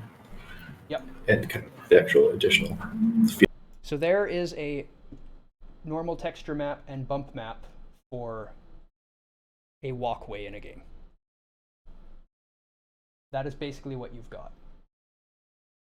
That just gets pasted on to a flat surface, and it gives it this look, and then this tells it how the lighting is going to interact with it, so that when the lighting hits it, you've got little bumps of shadows all across it, and it looks like it's actually got texture and thickness.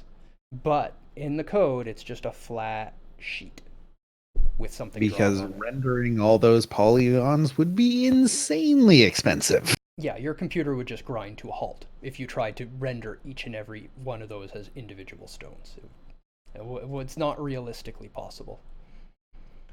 So we get this when it's put onto an object. But now we've got all these textures, and everything has a texture. And some of the textures are really far away, but we still have to draw them all. And it gets really, really demanding. So the early days, what we did is we did some bilinear filtering, and we just used a crappy texture everywhere, for the most part. And we just said, okay, this is the best texture we can draw in order to get that distance. Yeah, so, quote, a simple way of computing the output pixel color value based on the size of the output polygon. So basically, as it got smaller or bigger in the draw, it changed the color of the pixel to make it look like it was farther away or closer, and it's not doing a lot. It makes your game look pretty crappy. Think of all your old 3D games as you're walking towards objects. You get real close to the object and it looks like crap. If it's at a medium away distance, it looks kind of good. That's because they designed it for that medium away, because you're not right up to things all the time, and it's far less intensive to do that medium away quality. But now we're getting into higher end stuff. Sucks. There we go. Now we're doing trilinear as we move forward a little bit. Okay. Trilinear is similar to bilinear, but it also takes into account the textures have several sizes, depending on how far away it is. So now it can actually change dynamically as you get farther and farther and farther away, and it shrinks and shrinks and shrinks. It'll recalculate it. Oh, it's farther away. I should draw it this way now. And it gives you a little bit more of that feel. Well, this would be like Unreal era? Yeah, like original Unreal. Original Unreal, we're talking, like late 90s. Really, really, really early 2Ks. Really, really, really, really early 2Ks. And then we go into... If it was year 2000 and you were playing a pretty crappy game, it probably used trilinear filtering. Sucks, but not as much as bilinear. Okay, so now ANISO X2. The hell? Okay. ANISO is anisotropic. You might recognize isotropic as another regular viewpoint. And then we also had in the old faux 3D era, the word is escaping me, but it's another tropic. It's morphic, isomorphic. Isomorphic, yes. Isomorphic view, where we pretended that things were 3D, right? That's drawing different sizes on an angle, right? 45-degree ISO. And then based on things being bigger or smaller and drawn in different states, it made it look 3D. So, why is anisotropic so much better than these? Well, we're getting into the modern day now. You'll notice if you walk right up to items, real close, and get a really good look at them in the game, then they get really, really, really high quality. And you have tons and tons and tons of detail on them. And as you get farther back, you can't tell if that detail's there because you're so far away. Well, let me tell you, the detail is actually gone because the game knows how far away you are from it, and it knows that you can't see it anyway. So it's like, why am I bothering to draw all of this crap? I don't need to draw all this crap. I don't need to make it look that good. So we're starting to understand this sort of scale, and that's what anisotropic filtering. To quickly expand on anisotropic filtering, it's originally came out of the use of for FPS when 3D FPSs were getting more and more demanding. Yep. What you'll find happens is you'll take a texture which is supposed to be typically looked at directly in front of you, like that brick wall example that Deus pulled up earlier. But now what happens if that's the floor and you're standing in a room and that texture is now kind of stretched and skewing away from you at a weird angle? Anisotropic filtering is where, yeah. So when you start to notice that's when it gets blurry, that kind of stretched, skewed blurriness there. Yeah, so bilinear and trilinear are assuming everything is a square and you're looking at it head on. And this is how it was done, because there's a lot of math to go on. So now, with the anisotropic, we can take into account angles, and we can take into account obliques. So if it's now a long road, we can actually look at it as long and thin and expanding. And I've got, just for you guys, I tracked it down. It's very, very interesting, and it will help. What happened to my image? No, you're not the one. Oh, there it is. Here is a MIP map, as we call it, for an anisotropic filter of an object in a game. And when you look at it, so what the computer's going to do is it's going to take this image and it's going to chop it up, and it's going to use the different angles and designs in order to be able to draw this in different states. So this is what the computer is actually working off of. And it will really help you understand what is actually going on when you look at this. So we can see our space station here head on. But then as we get away from it, we can see it stretches long and thin, and as we come down, it gets short and wide. And here, if we go on the angle, you can see it just getting farther and farther and farther away. This is done for all of those assets that you're looking at, so that the computer can redraw and redraw in different stretched out forms and make it still look proper to your aspect. The X2, X4, X16, those are basically just passes. How much processing is done. Don't worry too much about those. The bigger the number, the better it will look, and the more it will work your system. So if you've got a crazy system, crank it up. If it dies, turn it down a bit. If you've got a medium system, start in the middle. If it seems to perform well, try turning it up. There's always a little bit of play, because every computer is different. So we're helping you understand what to do and why to do it. You'll still have to actually do it. And as you can see from this image, all of that stuff is actually static. Yep. And it will live in your video RAM. So it's highly contingent upon you having enough video RAM for all of the textures to live there so that the GPU can access them quickly. Yeah, like we were talking about what RAM is. This is the kind of stuff that the video RAM is loading up, right? So we need to have enough to put a file like this in for every single object you expect and or could possibly see in the level. And that's what that loading time is. So you know. When you're sitting there waiting for the game to load, it's grabbing all of these images and loading them into your video card so that it can display them in real time and you can play a game. You wanted to talk about the next one, specifically Rage. Me? You did. I did. Level of detail pyramids. So this sort of ties into what we were just talking about with anisotropic filtering, in that we have all of these different angles and distances that you can look at something. This is handled in textures with MIP maps, like we can see on the right there. But there's other things that you can do to change how your game performs when the player is at different distances from certain objects. You can decrease texture resolution to free up video RAM and free up cycles, so you're not having to fill as many pixels and do calculations on which color needs to be where. You can reduce mesh and model density, reducing the number of polygons that is rendered on an object that's further away from you, because honestly, you can't tell the difference if it's really far away. And reducing the shaders that are used on an object, allowing it to take up less GPU cycles. And then doing things like animation throttling, which is when you're further away from an object, it doesn't move as smoothly, so that the logic and render threads don't need to update it quite so often. Because for every object you're updating in the current view of the player, you have to spend CPU and GPU cycles on that. So the less you're spending on it, the better your game will perform. And these LOD pyramids are generally set up so that there will be different distances at which the breakpoints will happen. So if you're really up close to something, it's going to be very high quality.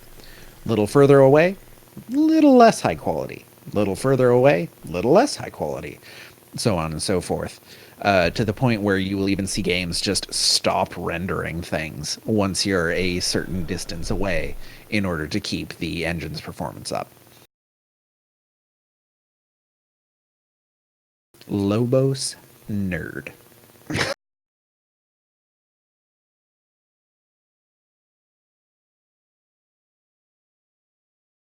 Lobos Nerd indeed.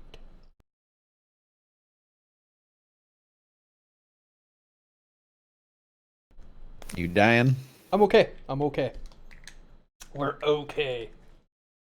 However, I wrote nothing down for level of detail pyramid.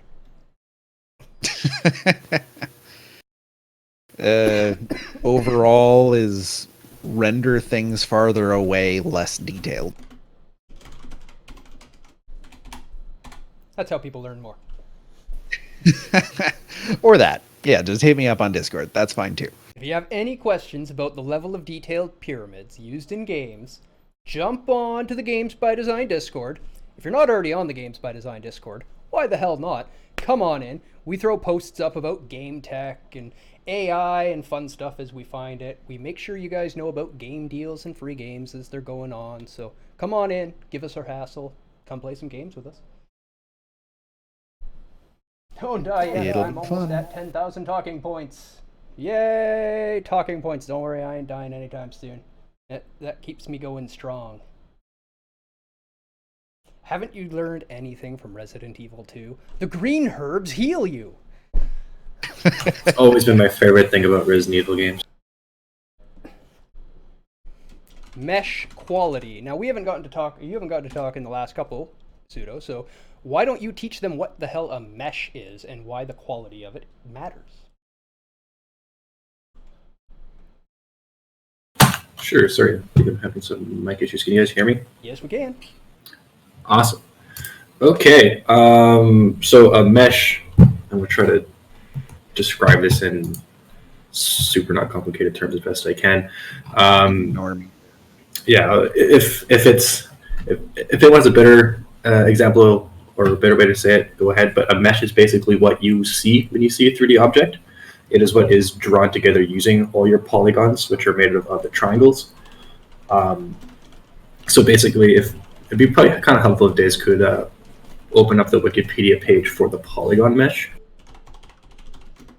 and display it, because you'll kind of get an idea of what is kind of going on. But basically, you're taking a bunch of triangles, putting them all together to create this object, and then you would put a texture onto that object, and that's how you would kind of have a 3D object in your world to display. Yeah, so when we were when we were talking about textures earlier, this is what the texture goes on, basically. Yeah, so this is where it can get very demanding in a video game, especially for the actual graphics card to be used.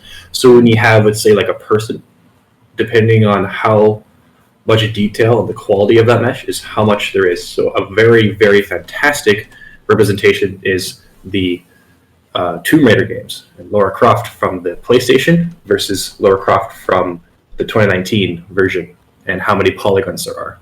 Because if you're working with only a few polygons, you can see the limitations that you have. And on a lot of games, if you set your mesh quality to the lowest it can go, this is what your game is probably going to look like for your character models. Things like levels and platforms and stuff, of course, they're just flat and easy to render, but when you start trying to get into more kind of those detailed, smooth edges that objects can have, when you're only working with a certain amount of triangles, because keep in mind everything we use is with triangles, and it's hard to keep these things from being points to being smooth surfaces, they'll start to look like that. So, and the very basic thing is mesh quality is the more kind of polygons you can render with, the smoother everything will look, but it is very intensive on your graphics card and on your RAM, because everything else will be applied to this as well. PS4 Cloud returns headset pictures. Jeez. So yeah, honestly, it's amazing how far we've come. And like about this a little bit here, because this is a cool topic. It really is. Polygon count. Right. This is what we're talking about when people talk about polygon count. So when we were just looking at that mesh, here's the mesh, right? Yeah. So we've got, and we can see that it's just made up of triangles in order to make this shape kind of smooth. Yes. You have vertices and edges and faces is how everything is moved together. So your vertices are your dots, and your edges are where you connect the dots, and that is what creates your triangles as it's. Yeah, triangles in this case. They don't have to be triangles. So you can really start to see the shapes that are involved in making this cloud, right? When they set it out, they have only so much memory. So they're coming in and saying, you have this many points to make a cloud. And that's what the artist has to work with. So this is what they came up with, and they did a phenomenal job for this era. Like this was the first 3D RPG. They killed it. But when you look at what we can do today, like the number of polygons being calculated in this thing is staggering.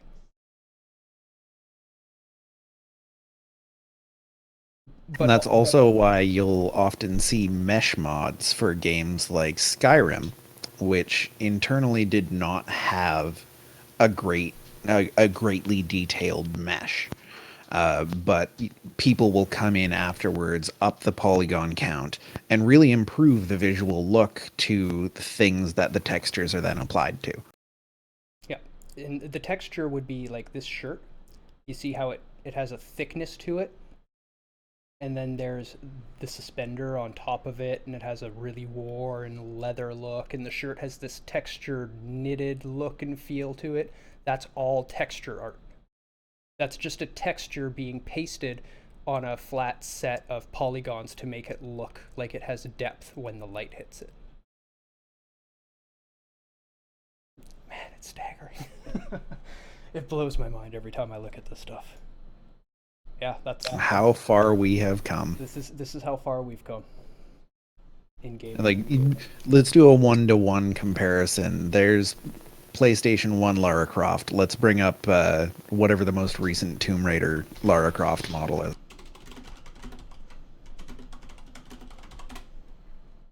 I might get a real person searching model. I actually got a model of it. Just appreciate that difference for 1 second before we move on, because I would say that's polygons there. Pretty significant. And might I say they are some mighty fine polygons.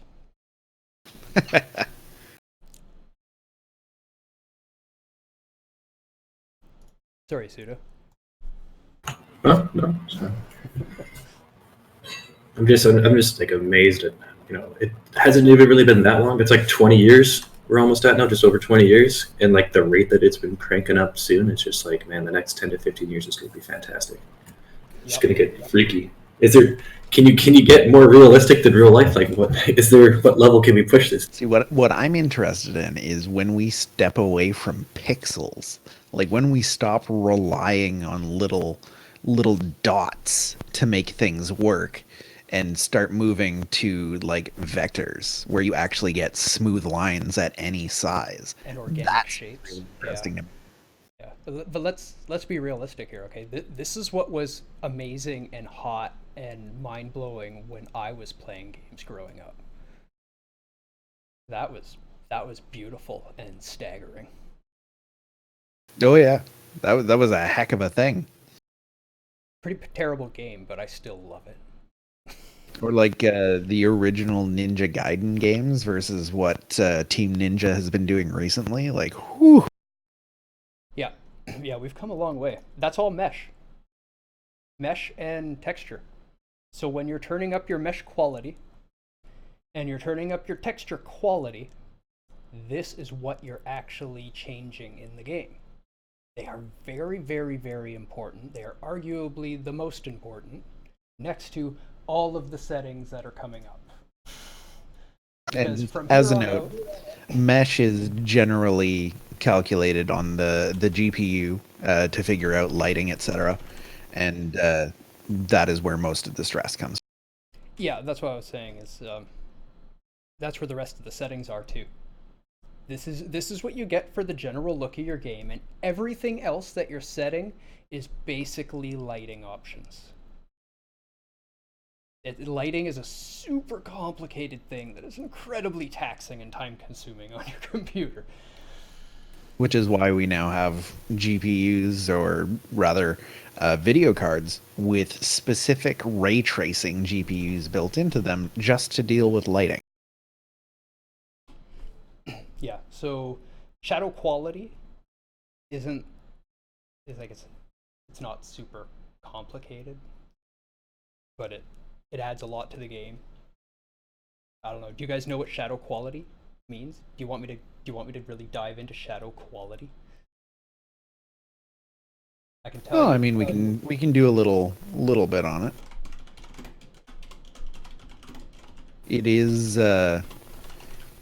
It is something that can affect your performance.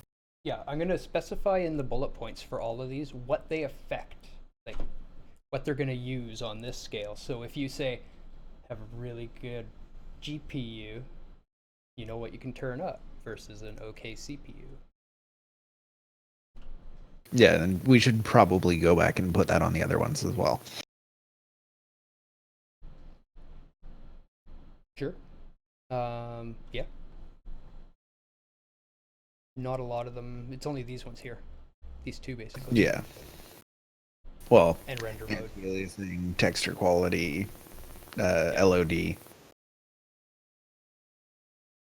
So anti-aliasing LOD can change your video rendering, can't it? Because it's starting to draw more.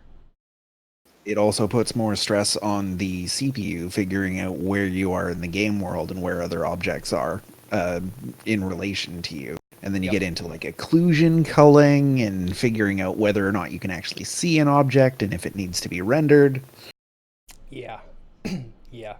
That's getting a little more complicated than the scope. Let's stick to just the basics of these options now. And if anybody really wants us to dig into one of these topics in super depth, then go ahead and submit it with your talking points, save up, and we will research the hell out of it for you, and we will CS the hell out of that part of the game.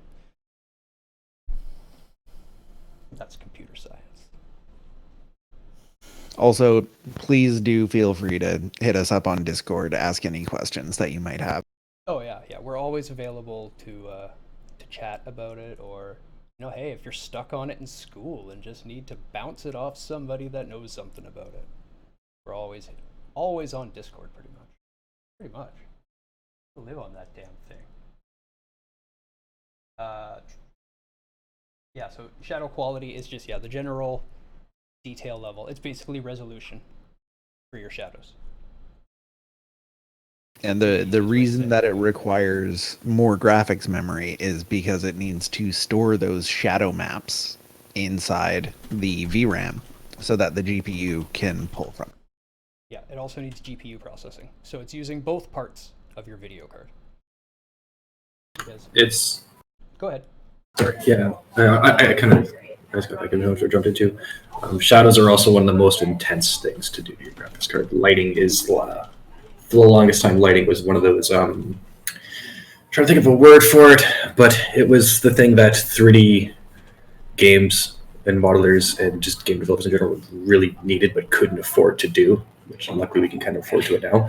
Yeah. Is you can take any model of anything that you want. You can model like a car, and the difference between it looking like a real car and just a piece of plastic is the amount of lighting and filtering and that you can do to it. So you can have a texture, but your texture will look bland and weird if you can't have light bouncing off it on various angles and have a reflective surface from somewhere else bouncing to it. It's the one of the last steps between getting to like the really realistic looking stuff is lighting.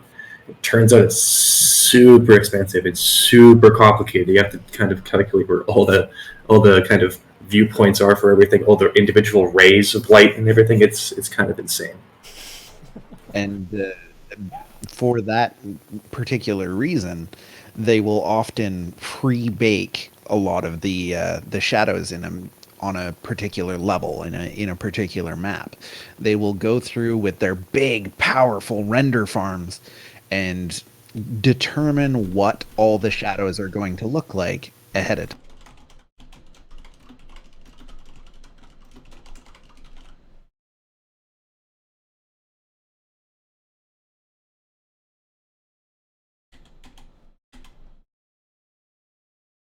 Shadow cache is an option you may see. It is a thing. It exists. I have not seen it very often, but it's a cool idea. If you know what a cache is, it caches the shadows. If not, rage. I'm sure you know what a cache is. No, then it. I may have sort of zoned out there for a sec. No worries. It stores them in a faster, easier to access location so that the GPU can get what that shadow looks like very quickly and then apply it to the. Yeah, it preloads them, loads them ahead of time, stores it, and then it has it ready to go. Contact shadows. Anybody know what contact shadows are? How about Pseudo? Do you know what a contact shadow is? Really? For a bit, yeah. I had to do a lot of lighting in my. Oh in yeah, my, you've done a fair course. bit of lighting. I've done this all the way up to mirroring and stuff like that. But typically, contact lighting is when you make contact with another object in the world. What you're going to do. So, like when you make it, let's say you have a completely blank room, a big empty room, and you put a ball in the center, and now you shine a point light from behind you at it. What's going to happen? How are those shadows going to look? It's going to make contact with this object, but it's not just going to be a one-to-one contact. It's going to be a contact on each individual point on that. And if it was realistic, when you turn on the light, there's the amount of light rays. Each individual light ray will hit it and bounce off separately. There's no feasible way we're ever going to be able to do that in real time with the hardware that we have, not for a very, very long time. So we kind of have to determine how many contacts we want, how many kind of shadows do we want to cast on this, how many contact points we want to be okay, it's going to hit here, here, and here. We're going to cast a shadow on that angle, on that angle, on that angle. So for the gist of it, those are kind of contact shadows. It's just like the overlaying light hits an object, and now there's a shadow that's going to be cast. To make that make sense to the people who only speak normal English and not technical English, if you have a box and there's a light shining, you get that shadow inside the box where the light touches it. That's a contact shadow. It's really hard to make those in games. But you especially if you're trying to do them dynamically. Yeah, because you're trying to project light into a room and then figure out all the places it's going to hit and reflect at the same time in real time. And now you think, okay, well, a computer can do this, but if you want to do this in real time and you want to play your game at 120 frames per second, then you need to be able to calculate all of those light rays 120 times every second, as well as everything else going on in the game. It begins to get difficult. And this is why frames are so hard to get. So contact shadows. Shadows created when light contacts an object.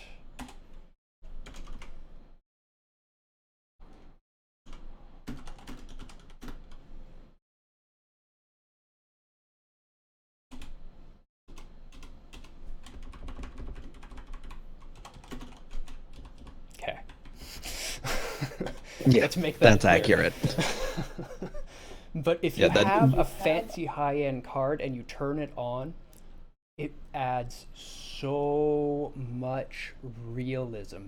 You don't realize when you're playing a game without shadows how much realism shadows add to a scene that you're in. It's play the new Resident Evil 2 with a really, really good video card and turn all the lighting stuff on. Wow. Or watch my stream of it. I have most of it on. Those scenes are beautiful. The lighting just feels so real. And Deus and I both actually have the same graphics card, and I think Pseudo does as well. Yes, he does. But it is not enough to turn that game's graphics settings all the way up. You can get it pretty high.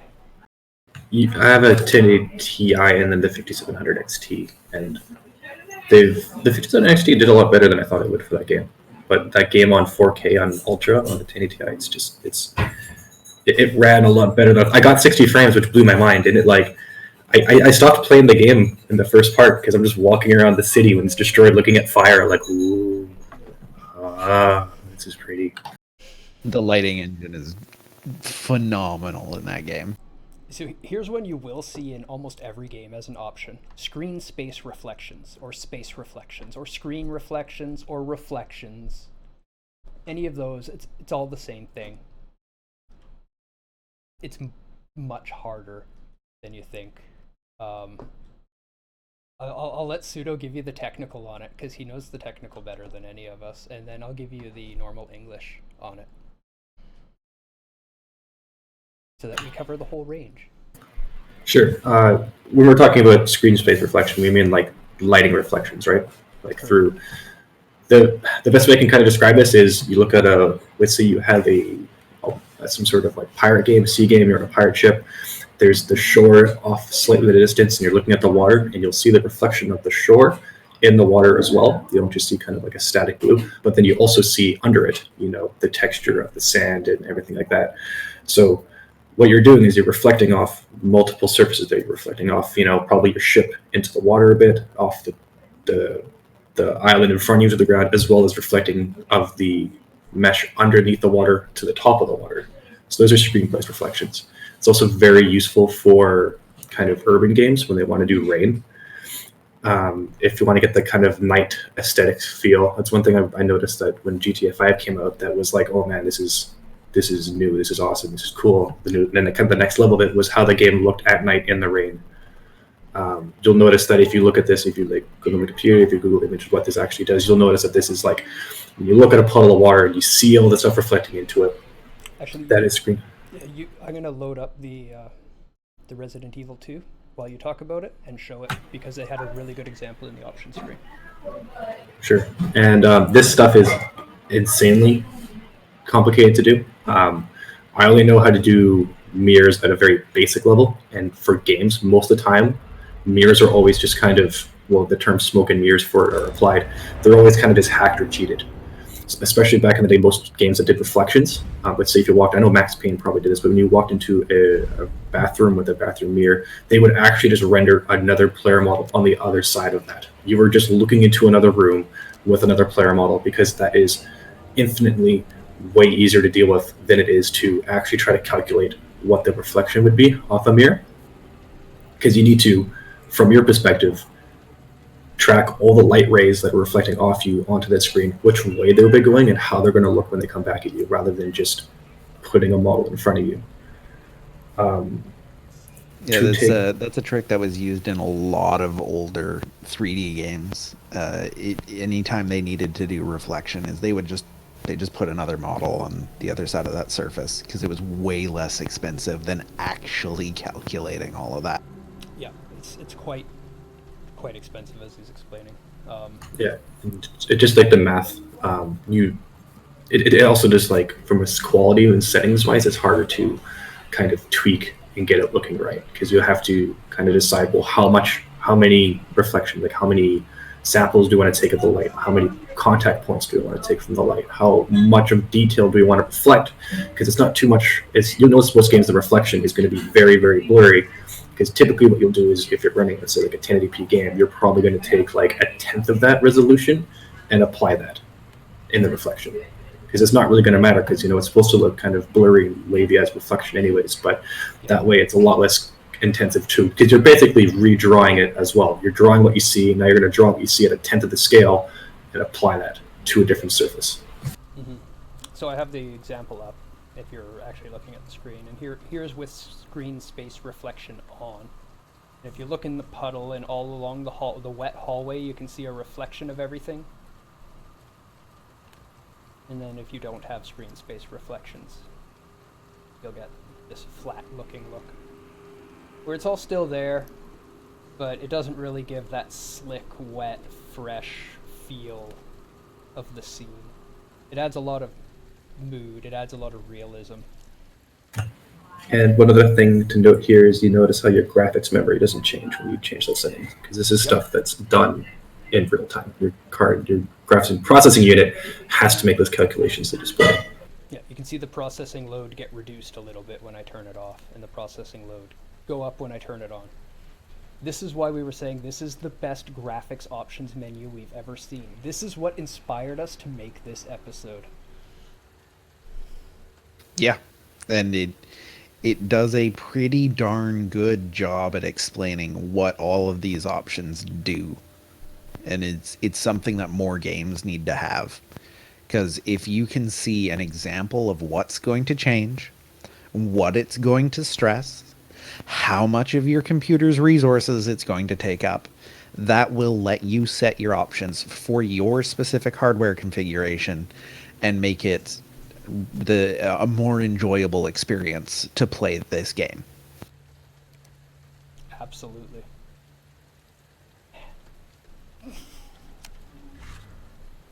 The graphics.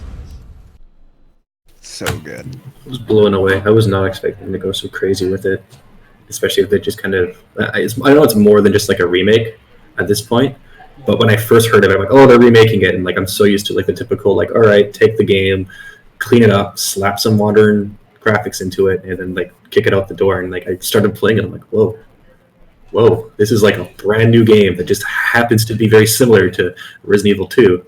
I was amazed. Capcom did a thing.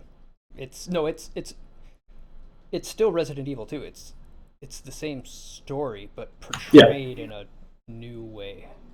Yeah, that's what I meant. Yeah. It was different enough that even if you've played it a bunch, you can enjoy it for the first time.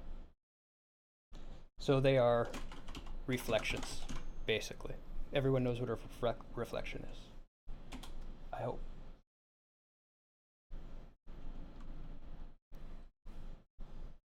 It uses more processor. Processing load, so GPU increases overall lighting quality.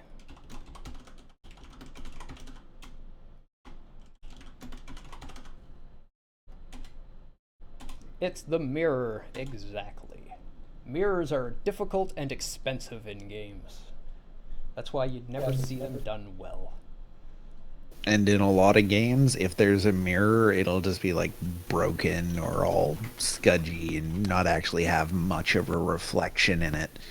And that's why, because it's expensive. I can't remember what game it was, but there was one game that used the render another model on the other side of it technique, but they forgot to use a collision to stop the model from protruding out the mirror. So if you stuck your gun near the mirror, a gun would stick out of the mirror at you. I think it might have been Dead Island. I'm pretty sure it was Dead Island. It was not that long ago that someone did this, and it was hilarious. You walk out with a big gun, and it just starts sticking out the mirror. You're like, so that's how they did this.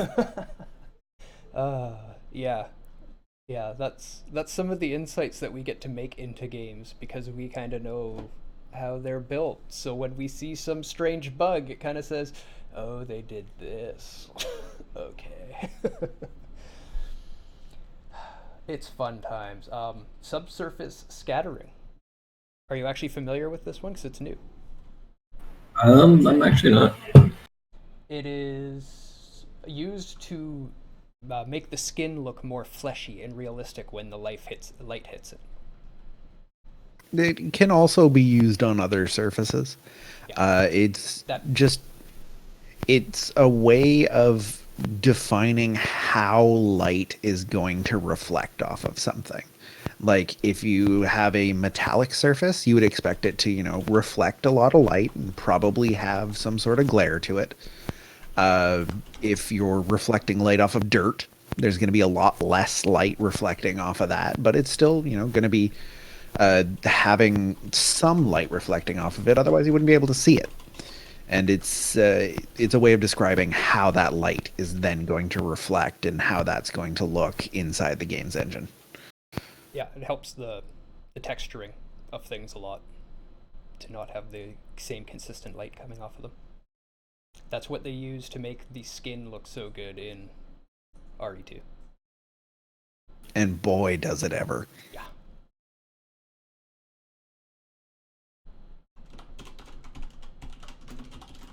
That's why I point it out, because I think that's one of its most notable facts. It's going to be noticed a lot in games to make models look more human and more realistic when you're interacting with them.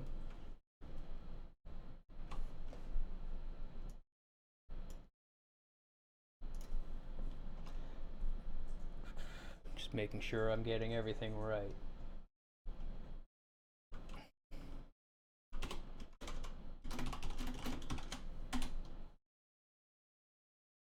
That's it. It just takes additional GPU to calculate the scattering of the light.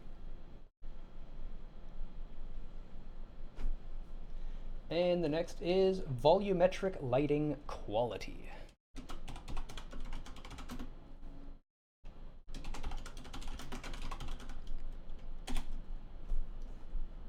And this one can be a killer. Yeah. I love this in Red Dead Redemption 2. Oh my god. Walking through like a forest and seeing all the god rays just float in, it's just like it blew my mind. Especially even just on a PS4 Pro. Like not even like I'm used to like amazing lighting on my PC, but playing on the PS4 and seeing what they could do with god rays in the game, it blew my mind. Yeah, this one is a super important one. Make sure if you have it as an option and you can run it, it should be on. Uh, Essentially, what it is you know how you see like a dark room and the light hitting the window, and then you see that ray of light shining down onto a spot?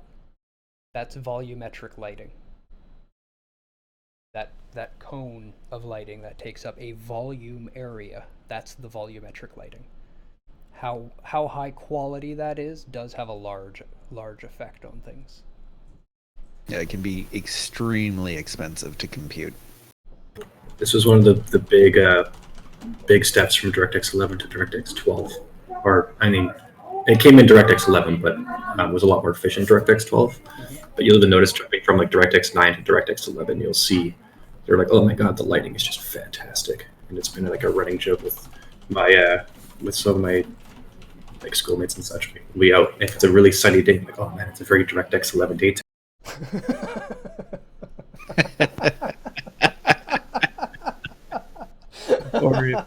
Or if you want to like Hawaii at noon when the sun is straight overhead, that's a DirectX 9 day. Yep, or Vancouver most of the year. Yeah, we live in DirectX 9. It's true. Kind of sad. So this loads up basically all areas of your video card, and it can be very expensive depending on how it's implemented. Uh, Different APIs implement it differently. Generally, Vulkan's pretty good at it. DirectX 12 is pretty good at it, but it's still like if I'm having performance issues in a game, the first thing I go turn off is volumetric lighting. Or down, if you can. Yeah. Because turning it off does have a drastic effect on the look. Though frames are important.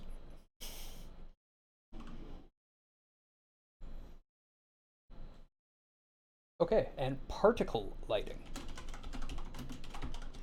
Not to be confused with particle effects, which can be turned off in some games. So let's talk about what particle effects are. I'm guessing most of the chat probably doesn't know what a particle effect is. Maybe doesn't know what a particle is other than what a real life particle is. And even then, who really knows what a real particle is? Nukes. Getting all abs. No, it's just we don't really know a whole lot about them. I mean, it's like saying you know a lot about clocks when all you've ever done is smash a clock with a hammer multiple times until all the parts could fall out, and then look at what falls out. It's really hard to understand them from there. That is more than most people know about clocks. That would still be more than most people know about clocks, and if you were the only one to have done this in a room of people that knew nothing, then it would make you the expert, sure, but you can't say you know a lot about them. And there's your little crash course on particle physics. Back to back to particle lighting. So particles are little pieces, little things, and that's about it. Yeah. Usually you'll see them with like a spark from a gun, a spark from a bullet, hitting an object, little flashes of things where little pieces fly out and then disappear quickly. Those are your particle effects. You usually have that option in MMOs, where you're casting a lot of spells and things are blowing up and blasting and puffing and blowing everywhere. And, you know, if people talk about it, they feel like it gives them seizures and stuff like that. It's too much. You can turn that off. Turn off the particle effects, and a lot of the details of the spells gets taken away. And actually, a lot of top tier MMOers, especially in the days of really, really, really large parties, would turn it off to get consistent frames during the raid, and also to be able to see what's happening, because you have so many people doing it that it shields you from the information you need to actually win sometimes. Not always the best thing to have on, to be perfectly honest. So what particle lighting does is essentially just adds lighting effects to all of those particles that can be flying around. Yeah. So, as an example, say it's raining. The rain is particles, and if you're walking around in a dark street while it's raining, all the particles are going to have the same lighting on them. So the ones in the light and the ones in the darkness are all going to be visible, and they're all going to be drawn the same. If you start applying lighting to them, then the ones in the dark become much less visible, and the ones in the light are splashing and jumping and more vibrant and vivid, and it becomes a much more realistic and believable scene, and a much easier scene to put yourself into and feel like you're in that game.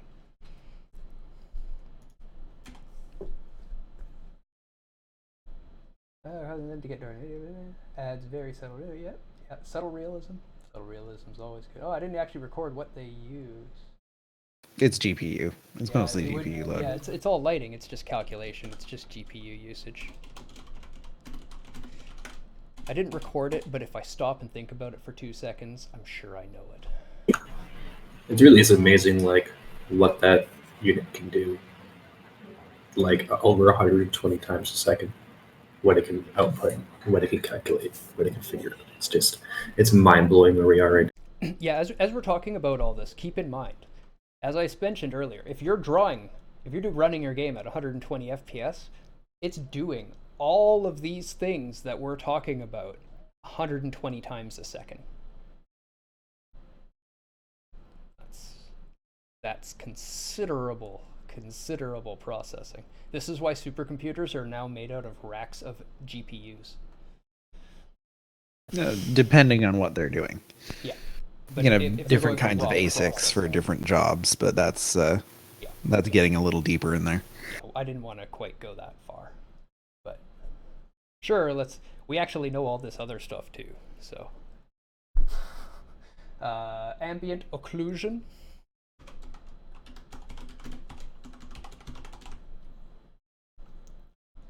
This is another lighting technology that allows ambient lighting to generate shadows off objects. Pseudo, you want to correct me or go more depth on that? It's hard not to go like it's one of those kind of complicated topics where it's like it's just very um, Trust us, yeah, it's complicated. yeah, it's complicated. casting. How about try to help them understand what the scene will look Sure. like different if they turn it on or off? Sure. Well, Give it some context, maybe. I'll go over kind of what it does, and we can kind of figure out from there. But it's basically they're calculated by casting rays in every direction from a surface. So, and it'll go until it hits like the background or the sky. So it increases the brightness of surface whenever those rays hit. So it's kind of actually maybe I'll pull up an image, which would probably be the best way to kind of describe this with it on versus with it off. Sure. But given kind of an area, what it's going to look like if you just smack it crazy with a bunch of light rays, how is this going to react from any directional light anywhere, or like kind of like if you have this, it's usually used for like outdoors or spotlight, like a sun. How is this going to look like if you put like a sun in a certain area, and how the shadows are going to go everywhere, where these rays are actually going to bounce and reflect off to. Okay. Sounds good.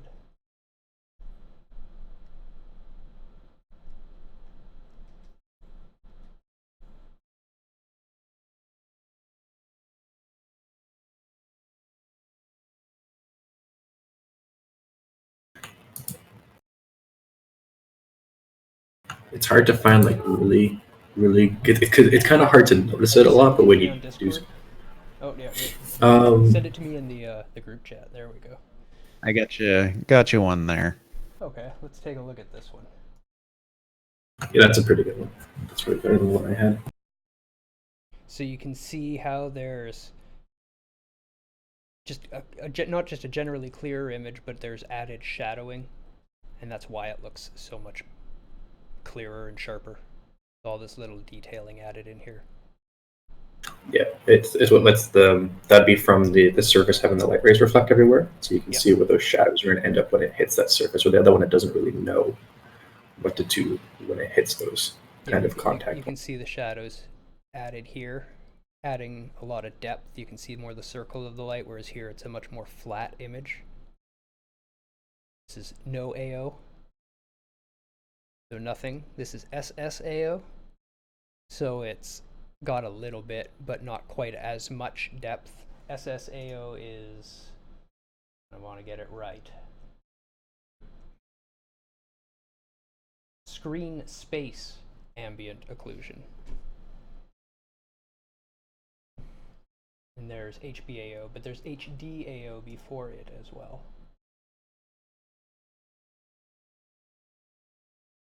Very complicated little lighting things that add a lot more realism and detail to a scene that you won't necessarily notice unless you're thinking about it. Yeah, if it's a game that has a lot of atmosphere to it, then it's going to be very helpful to turn on. But it is very costly. This is one of the more costly ones. As with most lighting, it's kind of just like a million small things all added together for the end result. So it gets really hard to kind of figure out, and it also differs from game to game which one of these will have the drastic improvement. If you're going for like game performance wise, which one's the drastic one to tune? Yeah. So for the most part, keeping them all kind of even. But if someone really wants to squeeze out a bit more frames, then you can usually, I think there's usually a bunch of guides they can go through, especially for games like Resident Evil. They'll give you the like, well, what graphics card do you have? What's your target like frame rate? What's your target resolution? And it'll give you the kind of like, this is what you should adjust your lighting to, because lighting is just so complicated that not even always the developers know the best kind of preset to give you for your for the end result.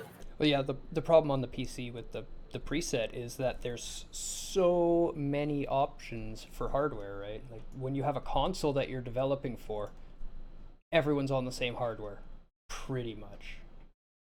And that has been less the case recently with things like the PS4 Pro and the Xbox One S and et cetera, et cetera. And the Xbox or the PS5 now is essentially essentially the same as a PS4 Pro with its own tier of games because it's fully reverse compatible. I assume the Xbox is going to do the same thing. So if you need a PS4 or PS4 Pro because you haven't played Bloodborne yet, one, what the hell is wrong with you? Two, Go when play the PS5 Bloodborne. comes out, everyone who buys a PS5 no longer needs their PS4, and there's going to be a flood of them out there. Buy a PS4 and Bloodborne. Play the Like game. this guy. This guy's gonna be selling his PS4. I will also be selling a PS. Well, actually, I probably won't. I'll probably do something else with it, but that's just me. Where to start? Well, we'll host our fix your problems later. This is more focused than that one. This is fix your graphics settings Yeah. at the moment. Yeah. So ambient occlusion, SSAO screen space. I don't have HDAO and HBAO. Everyone always calls them. Yeah, I don't know what the differences are. Mm-hmm. I know that HBAO Plus is generally considered to be the one to use if you want the best image quality. So HBAO is an algorithm that attempts to solve problems of SSAO. It does so by using more information, namely the normal map. Instead of searching for occluders around a pixel in screen space, it tries to restore small bits of the scene and make a more informed approximation of brightness that should be there. So instead of looking at just a pixel neighbor, it looks at a farther area, so it takes in more information to make a more informed decision. So obviously taking in more information means you're going to be using a lot more of your GPU to do so. And your calculation will then become more complicated and use up a little bit more video RAM.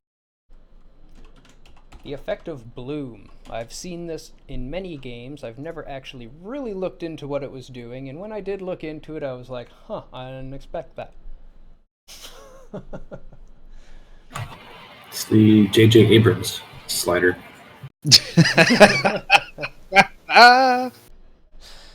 Or the vaporwave slider. Oh, hell yes. Aw, hell yeah. So bloom is really just light bleed in your scene. So like if you look at a light, you can see that like fuzzy light edge around it in real life.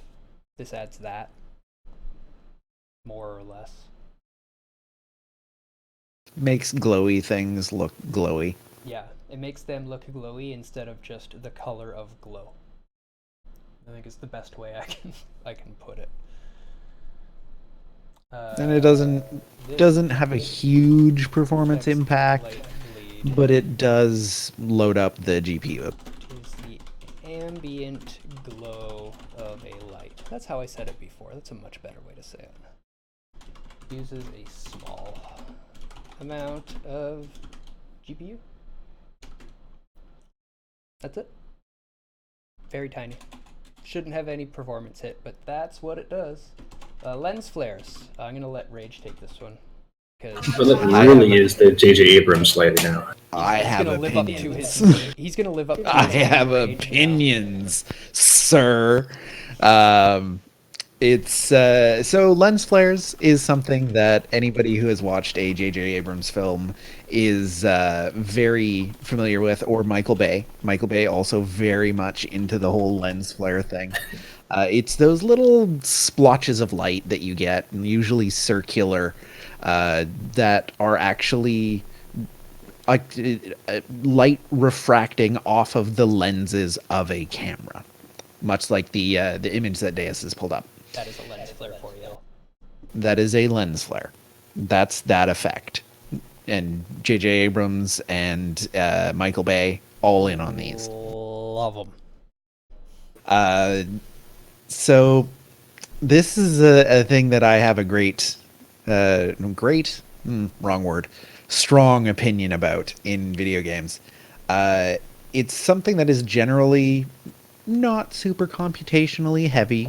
It can add to a video game, make it look a little bit more premium, but never use it in a first-person game, ever. My eyes are not lenses. They are not cameras. The camera is, third-person camera. It's floating around behind you. It's filming the action. That's cool. You can totally have lens flares there. Don't put them in my first-person games. My eyes are not cameras. These are not cameras. Stupid option.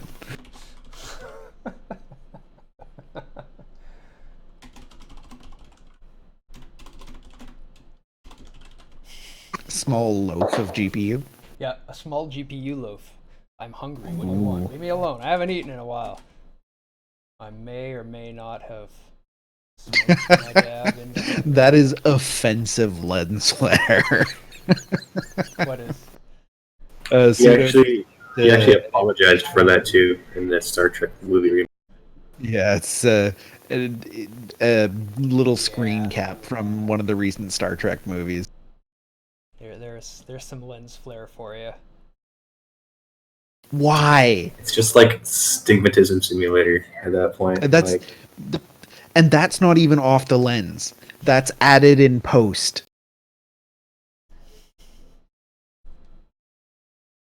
That isn't from the third Mass Effect game? Oh. That's pretty good. Maybe. Well played, sir. Well played. Motion blur. Turn it off. We're not even going to explain it to you. Turn it off. Just don't use it. Depth of field. So depth of field gives you a depth of field. It adjusts the focal point of the camera. Exactly. It allows you, so with a normal scene as it's rendered, you don't know where the player is, so everything is rendered in the same clarity, and this is not how your eye sees. Your eyes focus on a specific distance from you as they narrow and spread, which is why you'll see something crisp and other things blurry behind it. So what the depth of field does is it judges where the focus of the player is and or should be in the game, and it makes that crisp and the backgrounds blurry. So as an example, say somebody is underneath a car and you're looking at them. The person should be crisp, but the stuff behind them should be blurry to you. So that would blur that area, and it actually adds a lot to the realism of a scene, but it might not be the greatest thing if you're trying to pick out targets in an FPS game. And it can also be fairly taxing too if you're using it with a complicated scene that you're looking at. For instance, I find that when you're rendering at a high resolution in Destiny 2, depth of field specifically can really kill your FPS when you go into the aim down sights mode.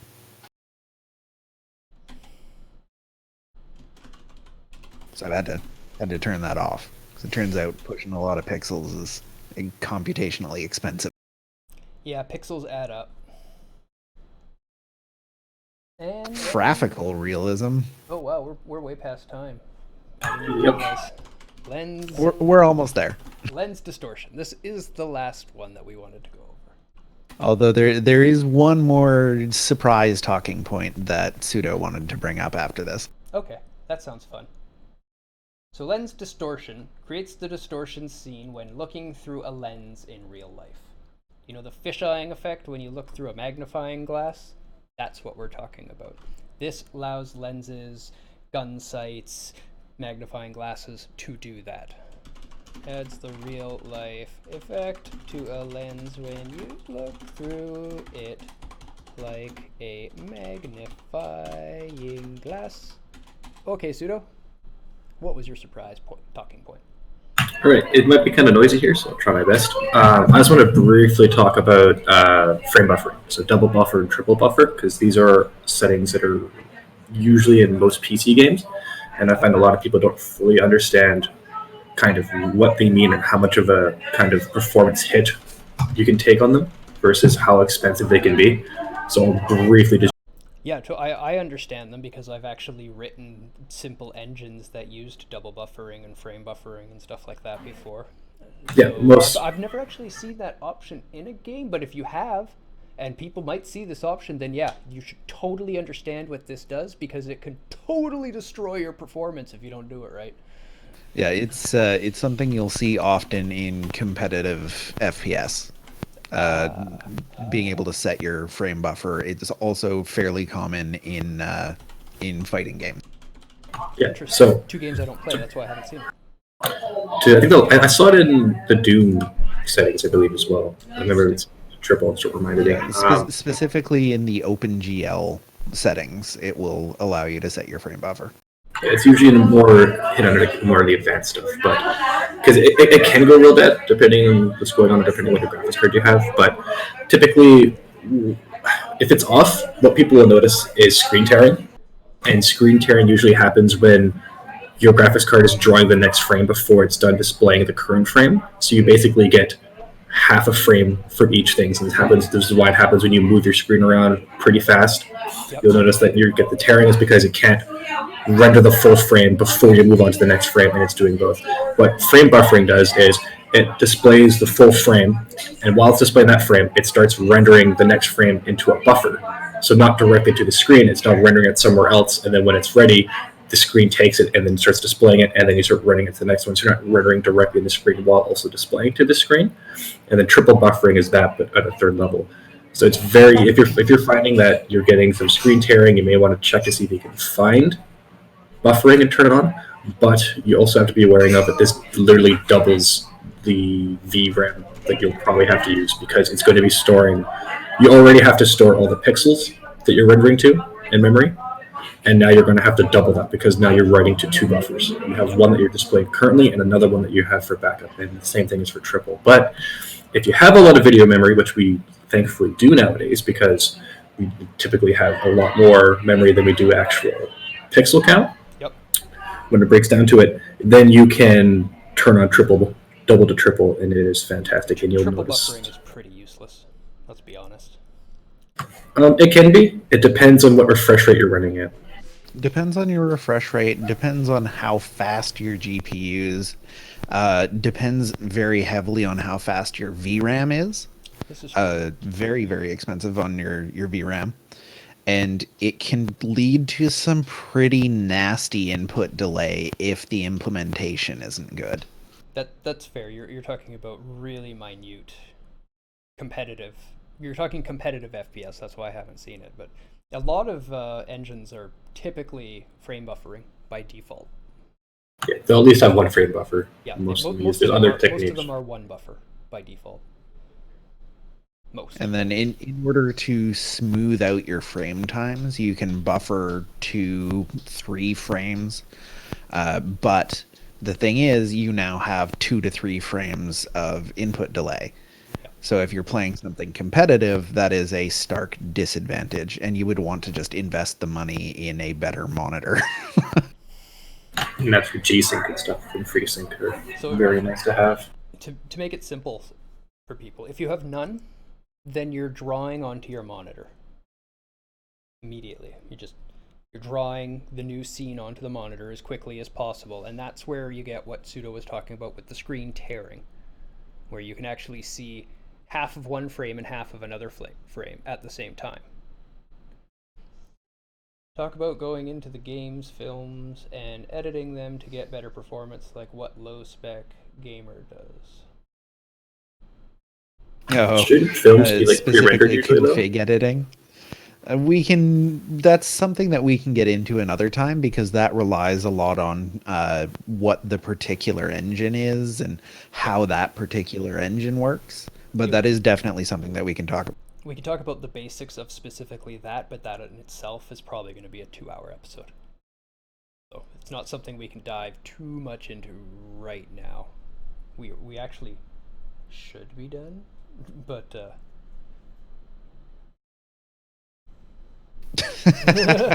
I totally read it as films too, and I was like, what? I read it games, films, and editing as well. But that is something to note. I'm bored brings up a good point. Yep. That a lot of the time these options are not necessarily exposed in the game's options menu. Yep. However, if they're being built off of a widely used game engine, you may know that that game engine supports this option. So you can then go dig through the config files to set it there, and it may or may not work depending on the implementation that the actual developers made in that particular game. Yes. In general, if you see this option, you want frame buffering, which is one buffer. So it's going to draw one in the background while it's displaying the one that it's done. So you'll always get a full frame, and it just finishes it and puts it there, and finishes it and puts it there. And if it's fast enough, it'll finish it and then wait and then just quickly change it.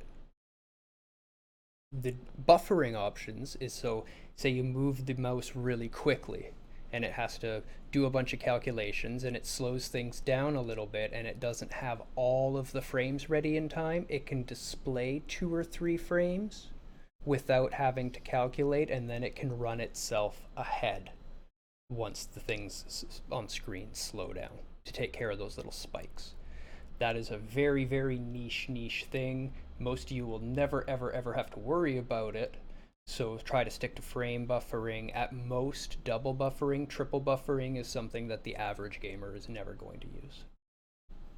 It was very useful specifically in older versions of OpenGL, just because they had a lot of issues writing to the screen consistently. But like realistically these days, you don't need it's overkill. You're just going to be sucking up your video RAM when you could be dedicating it to way better meshes and better textures.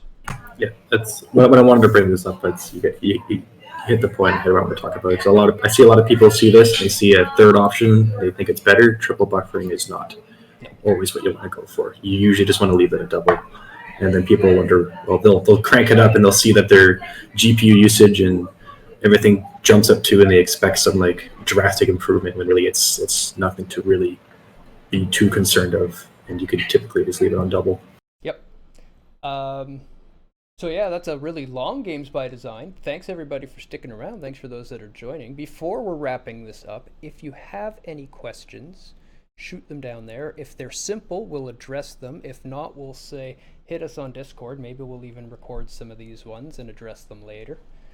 Let me grab. And I mean, if it's something that we don't know, we'll go look it up. Yeah, we'll try and translate it. We love learning. We really do. That's why we do this. We don't just love learning. We love teaching. So ask. If we don't know, it's a twofer. I get to learn and I get to teach you guys after. So hit us. No, that's not what I wanted to put that. There we go. All right. One question saved. So thank you very much for joining us this evening. This is Games by Design. I'm Deus. I'm Rage. And I'm Suda. Hello, thank you for the bits. Of course, you do it right in the middle of the exit. You're like, yeah, watch this. I'm going to screw them up right in the middle of their bit. They're going to have to stop, say something to me, remember where they were. Well, I remember exactly where I was, so may all your shots be headshots, and have yourself a wonderful evening.